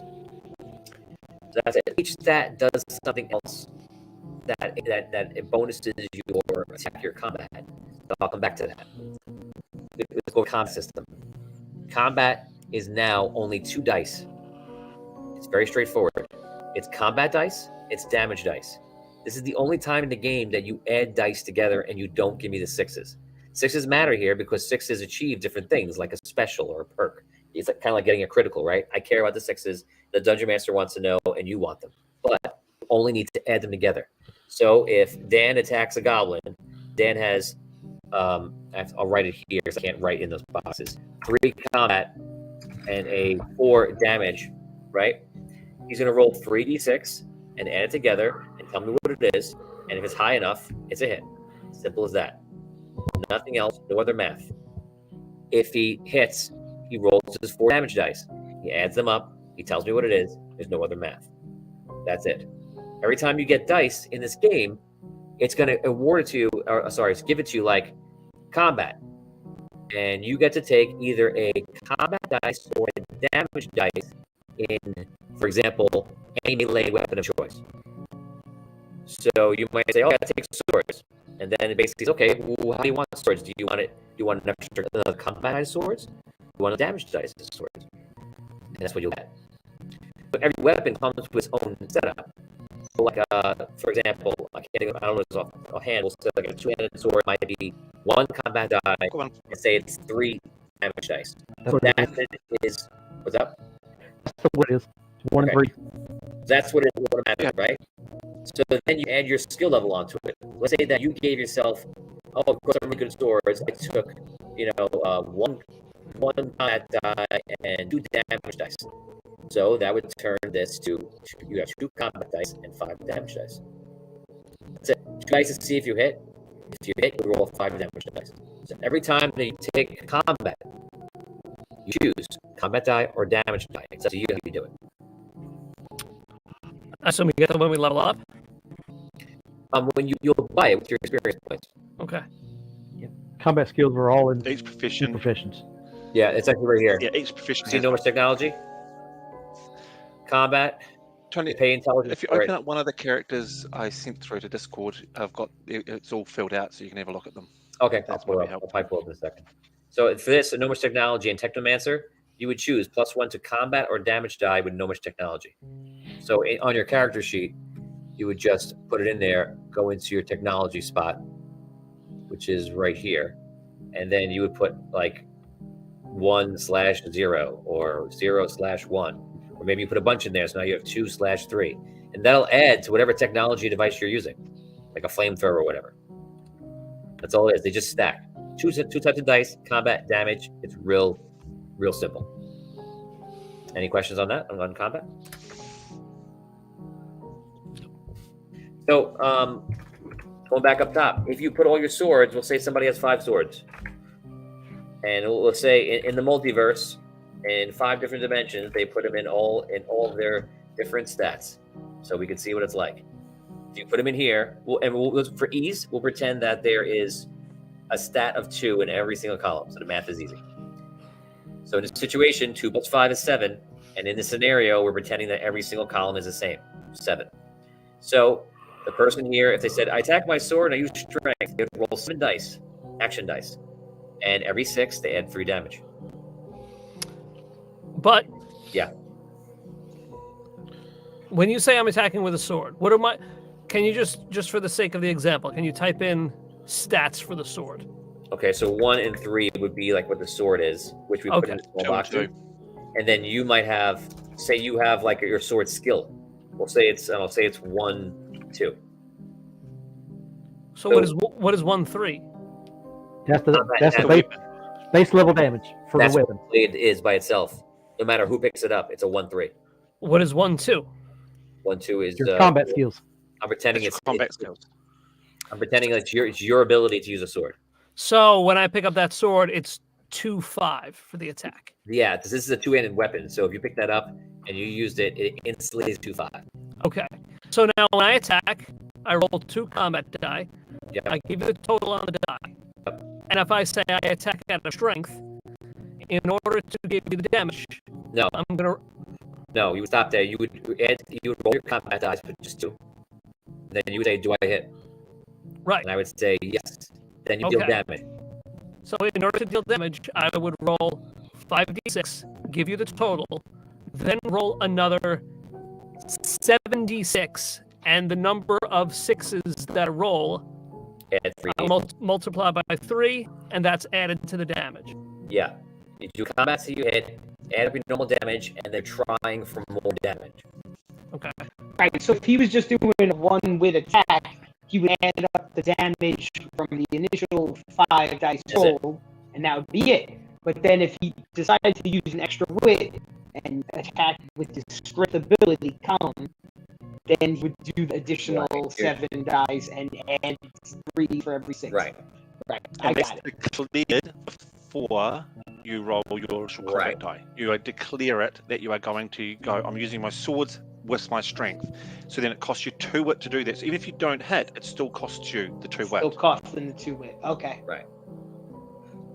Right. That last wit could involve you moving. That last wit could be you doing a natural skill, or it could be you using an advanced skill, or you could save that last wit for a reaction. So if you use it on agility gives you multi-attack, which means every person that is not considered, that you don't consider your main target, every 6 you roll. What did we say that how much damage is? Is it 6 or 3? 6. No, so 6 damage. Every 6 you roll is 6 damage to every secondary target around you. So it's like you're amongst a lot of people and you're just swinging, just hitting other people. That's your multi-attack. Cool. But if you rolled 2 6s and you had 2 targets, it would only one of those 6s would count. The multi-attack was only 1 6 per extra target. So it doesn't stack on top of an extra target. So if you had damage on a new target every time. Yeah, each time. Yeah. Right. Constitution, you put it in there, is basically you stun somebody. Stunning take away their dice next round. So if someone had 2 dice on their sword for next round and you stun them twice, they can't even attack. Takes away their dice. That's if they don't have armor. Right, they don't have armor. If they had armor and then Constitution is break, and you can try to break their armor and bring it down. Talent, this tactics is use bleed, disarm, trip, blind, death. That's what talent is. You have to have the tactics and knowledge. You have to know them for you're using tactics. Intelligence is great in combat. So you can actually, if you attack and I say it's a miss, you could roll your damage, but you might want to go right to intelligence. I'm going to roll my intelligence dice because I chose intelligence, and let's see if I can get the hit after rolling enough sixes. So intelligence boosts your combat. Survival, it boosts your defense. If you're in a bad situation, you get your defense up. You can get every 6 you get, raise your defense by 3. And lastly, will increases the special. Every weapon has a special. It could be like bleed or break. Like an axe has a break on automatically. Axes are great for breaking armor. So it'll say on your combat, it'll say special, say break. Every 6 you roll on damage creates a break on the armor that you're attacking. So what you'd be doing is you would be adding more breaks. Maybe on the 5d6 that you rolled, Dan, you got 2 6s, and that's a break of 2 on whatever armor you're hitting. But you did will, and you rolled 7 dice, and you rolled 1 more 6. Instead of break of 2, it would be a break of 3. That's all you're doing. So again, all the stats are doing is they're adding in a way for you to fight. If you're a big guy, you're going to be throwing your weight around. You're going to be doing more damage. If you're quick, or if you're clever, you're going to be doing tactics. You're going to be fighting them, and then you're going to slash them in the leg and make them bleed. So it's all about how you fight. Okay, that's basically what it is. Cool. Going to the bottom here. These are your advanced skills. Here's how it works. Stack skills stack on natural skills. So let's say that you were a thief and you're using sleight of hand, and your sleight of hand is 2. You might come across in one of the professions pickpockets, and you upgrade it, we'll say twice. Now you can actually pickpocket somebody, and if you have the 2 wit, you could pickpocket them and say, I'm going to use a stack skill, pickpockets, which only works if I'm pickpocketing somebody, right? Because it's very specific. And that adds 2 more dice in this situation to your sleight of hand. So you would add your talent to your sleight of hand, whatever you get there, you add it up, and then you add on top of it your pickpockets. And you roll all those dice. So stack skills are specific boost to general natural skills. Make sense? I think so. And there are things like you might have balance, and underneath balance there might be balancing on something, or right, like rope, ropes. You could stack ropes on balancing, and then you get a boost like that. But if you were balancing on like something else, like a carriage, okay, you can't use ropes because it's doesn't apply. Like there's another one which acrobatics though. Yeah, like acrobatics is quite a good one. So you might have it flip. Tumbling. So there's one of the upgradable skills. It's a stack skill. It's called tumbling, and it takes in with acrobatics. So if you had tumbling of 2 with the acrobatics of 2, when you're trying to tumble, you're rolling extra dice. Then you're rolling 4 extra dice on top of what's under the agility. It's whatever dice you have in here. Example, pickpocket. Whatever you upgraded it to, you can add that on. Right. Okay. So if your acrobatics with your agility was say 4 dice together. You could then add more dice for the stack skills. So does agility not naturally apply to different feats? Like, for instance, I don't know, you're balancing on a rope, or agility you're balancing on a, what has become a one-legged table or something like that. Both are hard to balance on. But don't they use the same agility? They both get agility. They both get agility. Okay. All so natural you add skills agility. Yeah. Okay. Yeah. This is on top of that. Because like I said before, jumping and strength would go together because they're in the same column. Right, you add something on top of those. You'd be adding 3 sets of dice together. Okay. Knowledge skills allow you to ask questions, yes or no questions to me about it. Sometimes the knowledge skills also give you a cap and allow you in abilities like, for example, nature. Oh, you can do this cool nature ability, but you're limited by how many skill levels you have in the knowledge nature. You'll see that happen. So it's good to have it. And again, as an expert, you can ask the DM yes or no questions about this, and it could be direct. You know, did a wolf walk through here? Yes. Was it the wolf I'm looking for? No. You can ask me like any question you want, and that's like you having like a direct, easy way to get knowledge. Okay. Focus skills are just skills that you have to focus on every round. You have to roll a concentration check or an endurance check. If you're hanging from a mountain like this, it's going to be an endurance check. You know, if you're casting invisibility, you have to keep it in focus. You know, anything that you have to maintain. If you were like singing a song for everybody else, trying to inspire everybody, it's going to be a focus. You can do many focus skills at once. And once you do it, the next round, you only have to roll a concentration check. You could then do another focus, and then you could put that in your concentration. But you have to roll more 6s to keep all that stuff active. So you would need a very good concentration to do more things. If you fail, you drop one of your focus skills, depending by how badly you rolled. If you're a 1-6 short, drop 1 skill. If you roll no 6s, you have to drop all your skills, and you have to start them again. Make sense? It does. Last 2 are advanced reactions. You can stop damage coming in, like Dan from being a Seth. I think you get Arcane Guard.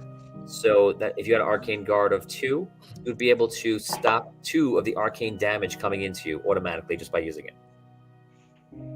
So if somebody rolled a 6 and a 5 on you and lower dice, a 6 and 5 would be wiped out. You would only take the rest of the damage.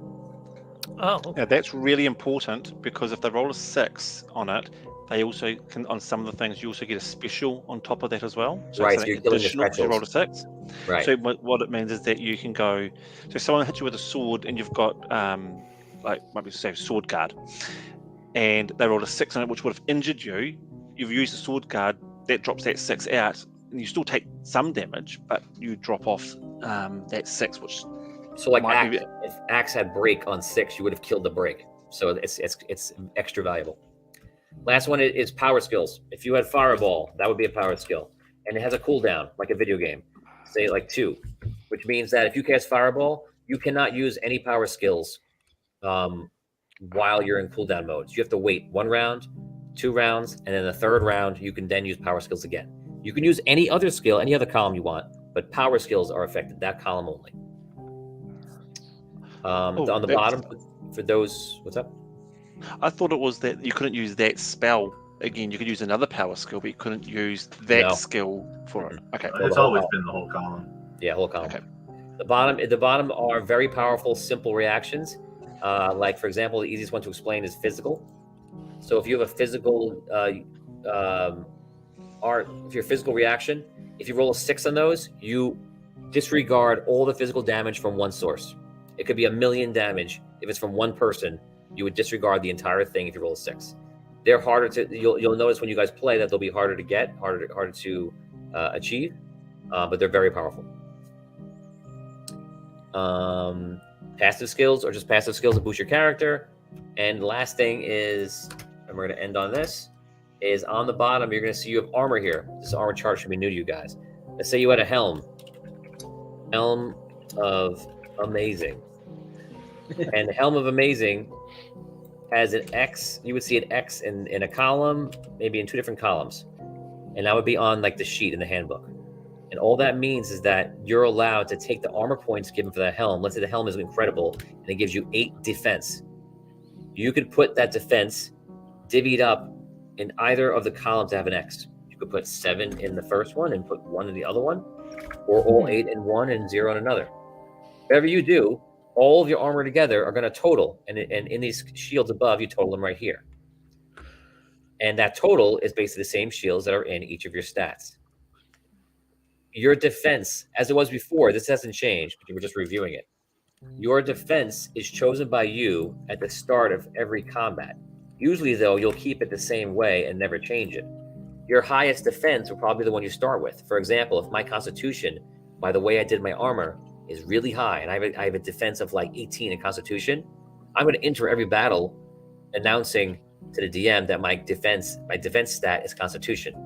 That means that every defense ability or loadout skill in there is helping me. Maybe I have like dodge here or some cool things about parry. All of those things are active because this is my current defense stat. So why is it like that? because someone could come along and insight you, like a con artist or something like that. Someone could really figure you out and then go, you know what? I try to insight them and they win.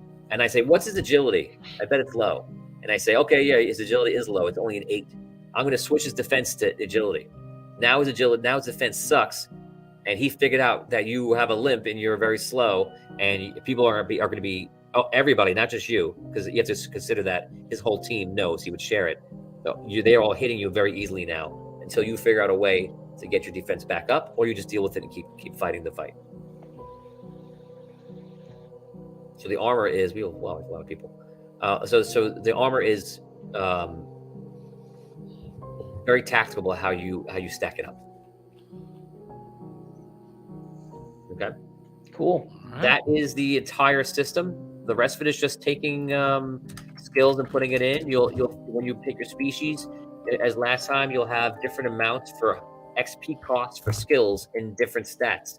So if you, for example, if you buy strength skills, maybe they cost 100, whatever. Every time you buy a strength skill, it costs 100. You know, that comes with the species, and you can jostle those around by paying luck. We will go over that next time for those that don't know that, but luck, I think, is something most of you understand. That's basically the whole system. Ask me a question on anything that involves the character sheet. Oh man. Did you guys make a glossary of all like the definitions of what all this stuff is for the in-game stuff? There's a handbook that we have that has a lot of this in it. Yeah, I would love that. Yeah, for sure. Tony, could you bring up one of the character sheets just so they can see one filled out? Now, my sheet that I've on my build is very subtly different, but it's still got the same information. It's just how I've had to build it to get it to work. So that's a good one, the fighter one. I was just bringing up the Yep. The wizard here. Yeah, the wizard's fine. They're all.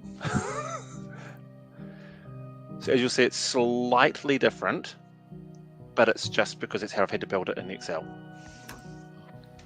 But it auto-populates for you. So if you look at the sheet 1 and sheet 2, it has the same information. So what he's talking about is Richard created a builder that does all the heavy lifting for you with math-wise, and assigns everything automatically for you. So you'll be able to literally choose the handbook, which is all digital. You'll be able to just pick a skill, place it, and it'll auto-populate all of the math for you. Wow, that's crazy. That's awesome, man. Yeah. So you're seeing it here, like you see his combat one. He has one type of combat, and it says, "Is that wood?" It says wand. What one is it? Wand. Oh, I can't read it here. It says wood. It says wood. Wood. Oh yeah, that's a wooden wand.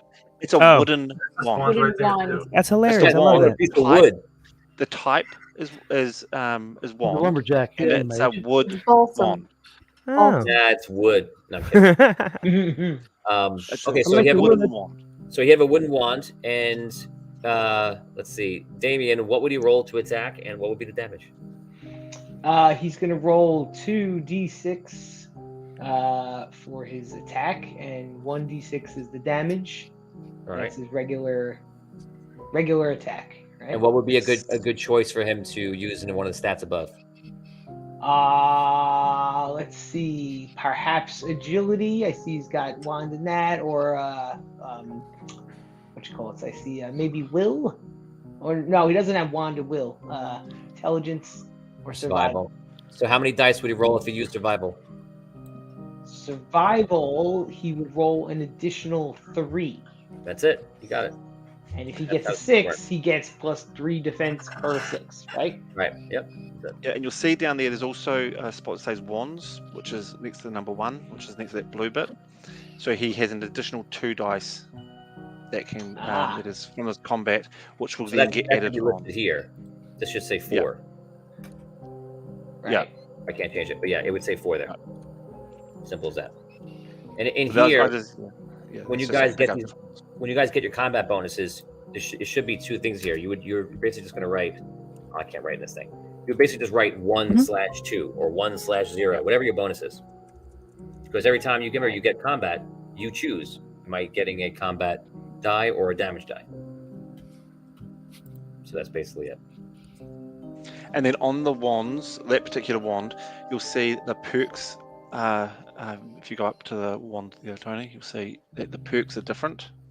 depending on what type of wand you're using. There's different sorts, but they have things like if you roll a 6 on combat, you'll get. I'll just bring up the wand one. Was it? So on with a wand, if you get the roll a 6 on your combat stuff, you'll do an extra. You've got damage dice will be added to it, and if you roll a 6 on your damage, you'll gain an arcane die for the damage. What's an arcane die do? It does arcane damage. Oh, cool. Arcane damage die, he means. Yeah, arcane damage die. So you can see on the weapon, and it's got perk above the yellow, which is the damage. Some will say choice, and some will say combat. Some will say choice. Some will say damage, depending on what the weapon is. And then if it's a choice, you get to pick. So if you know you've already hit the person, you can then just add those whatever 6s you got on as damage dice. So it's really important to know what your weapons do.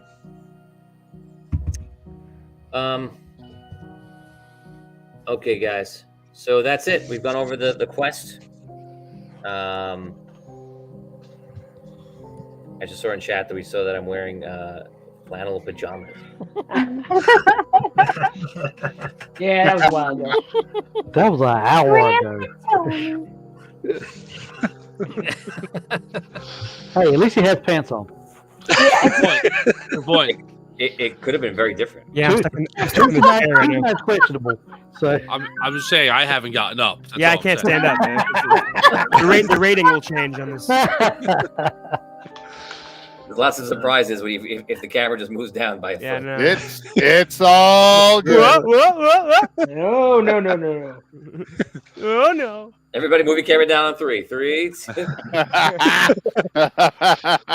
Nope. Yeah, you need to put the warning up first.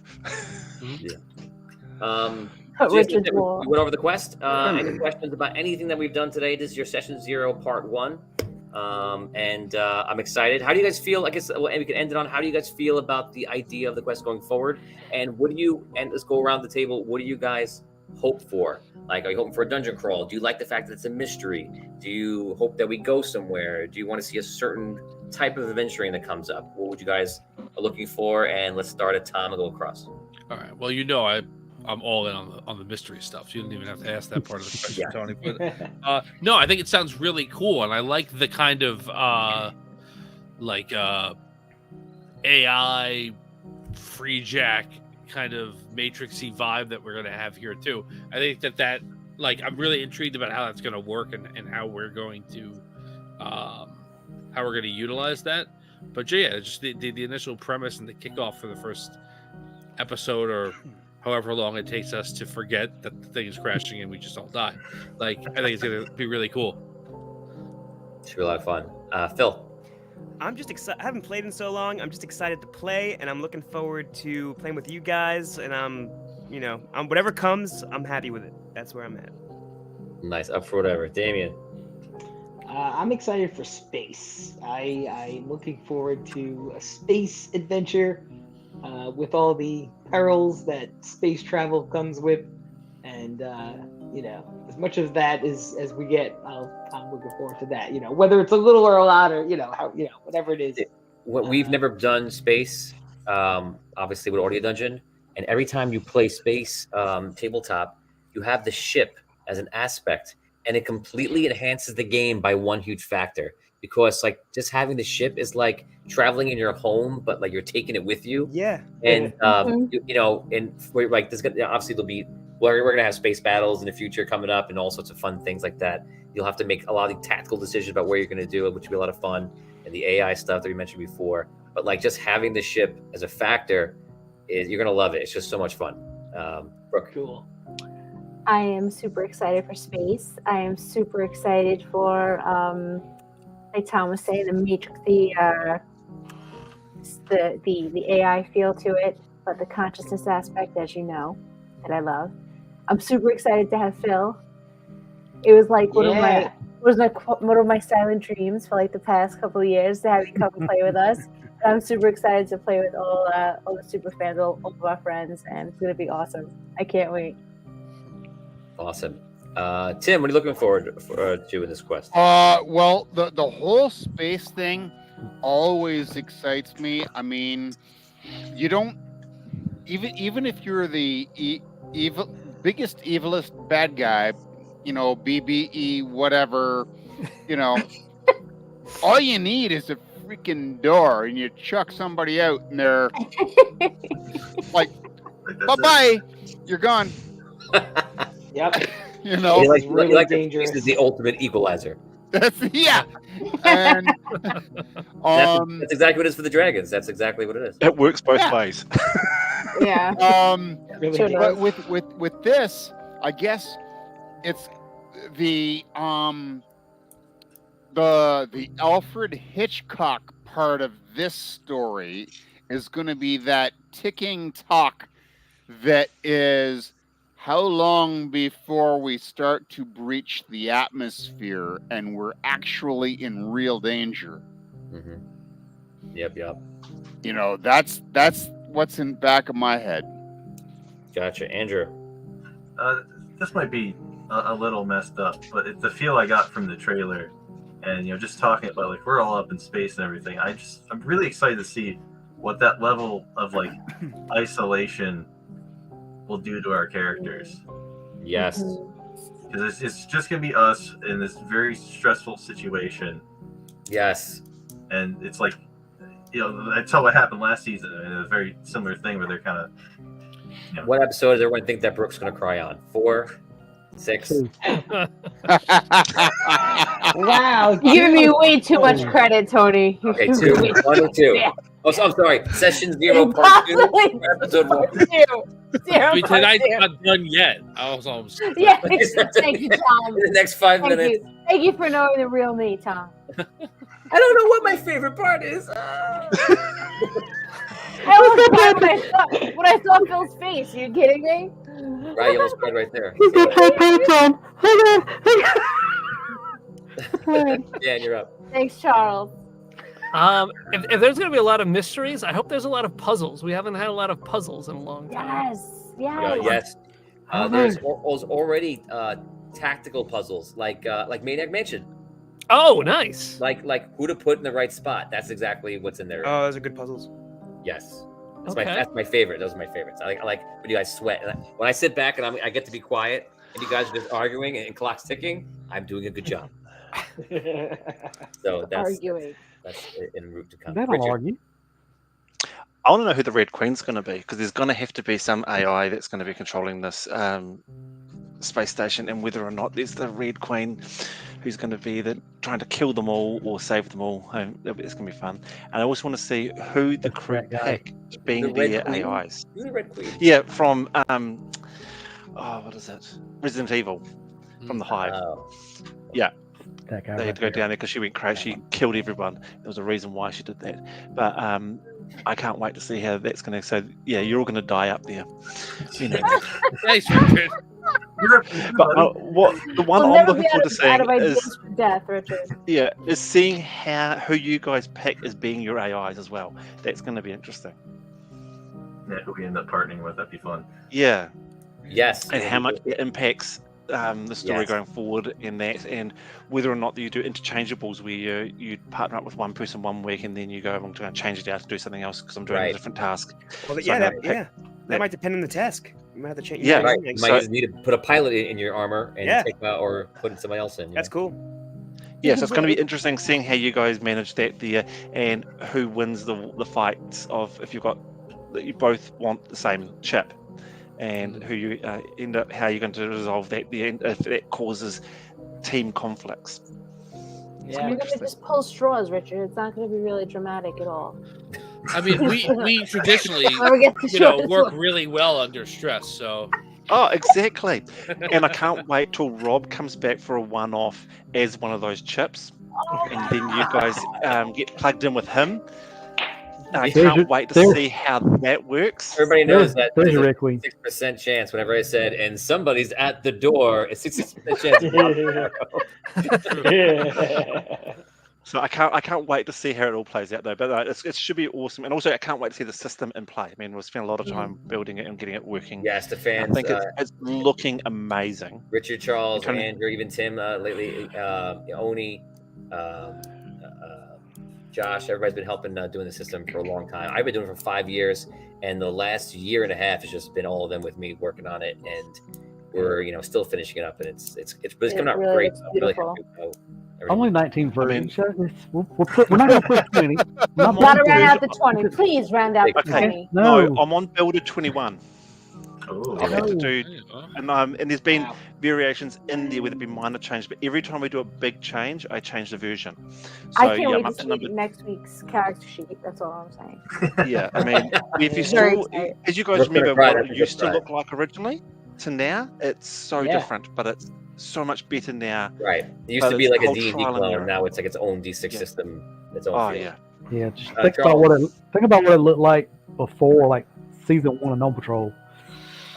It's completely different than what it was. Even when we started in Audio Dungeon on day one, it was like completely different. Yeah, but that was But the even homebrew. It was still kind of D&D-ish. It Yeah. was. Yeah. I was. Yeah. and even I was now still with working how we've cut the professions down, we had a lot more professions, and there's been a big cull out just to make it simpler. So there's only 8 professions in each class. It's designed now should I to say. be simpler and more straightforward Yeah. and less thinking as much as possible. Just a lot of flexibility and adaptability. You can go any direction you want and Yeah. ignore the rest of the game, and it won't. And your skills are kind of straightforward as much as they can be.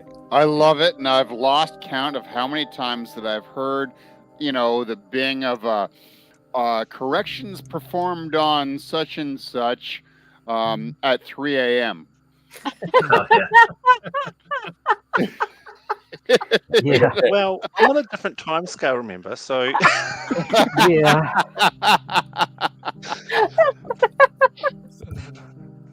Charles, let's end it on you. What are you excited about?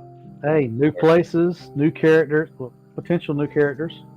Hey, and maybe even new monsters. Who knows? I might throw something in there. Moon's haunted. If you want to give me, we'll talk. Just up. By the way, there is one dragon type that is already up there already. Oh yes, that's There's one up there already. done deal. Yikes. Great, The the best one, space station falling to the planet, and a dragon is nearby. How much fun is that going to be? I'm So sure much it'll fun. happen at the best moment. Right at the peak, everything starts getting hot. Yeah, the side opens up. Hey, what are y'all doing in here? So, guys, thank you so and much. is it really real? Yes. Or is it all in your Where's the head? Memorex? That's it. That's true. Wait, can we? Oh no. What? No. Never mind. The answer The to dragon. We can't like flip into the dragons, and we can't enter the dragons. No, it's in your armor. The armor tech Right. allows it, and there'll be something in your body. So those are the only 2 ways to go in. You need not Chaku for that. Well, You could take your crystal out and put it somewhere else, and all sorts of things like that. So. you can enter the dragon through the mouth, but that's like where you come Not out. recommended. If you enter the mouth and put your crystal in the What about stomach, that really suppository works. dragon? Yeah. No. Okay. Trust me, it'll work. There's one way in, but there's also one way out. Famous last words. Trust me, I know what I'm doing. What could go wrong? Yeah. What could Oh possibly my go god. wrong? Okay, guys. Please So just open this door. This was session 0, part 1 for what is now called Crystalborn, and that will be debuting on all our platforms. It's at Audio Dungeon on YouTube, and that's the one I suggest to sign up for. But we are on Facebook, Twitch, and now on Twitter, on X. And so January, I think it keeps popping up in the video here. I think it's the 11th, wherever that Wednesday is. Oh, it's right there. Am I going to catch it? 10th. 10. Yeah. 10th. 10th. So January 10th it will be session 0, part 2, and then the next week will be the one, unless it goes really fast, and maybe we'll do like a 20-minute Intro. starter up where everyone's getting together, and then the next episode is you guys going into the future. But we'll see. Whatever we accomplish, we accomplish. So thanks a lot, everyone here. You're going to see those faces again, and we appreciate you watching. And we'll see you guys next time on Audio Dungeon. Thanks a lot, guys. Later. All right. everyone. Have a good night, guys. Good night. Right.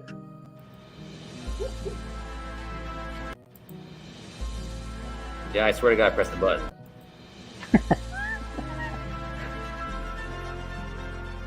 Oh, it's because of the video thing. Yeah, you're still recording. I was gonna end it on the thing. Oh, they have to work on their feature. They messed up their feature. It doesn't work. Okay, just gonna end it.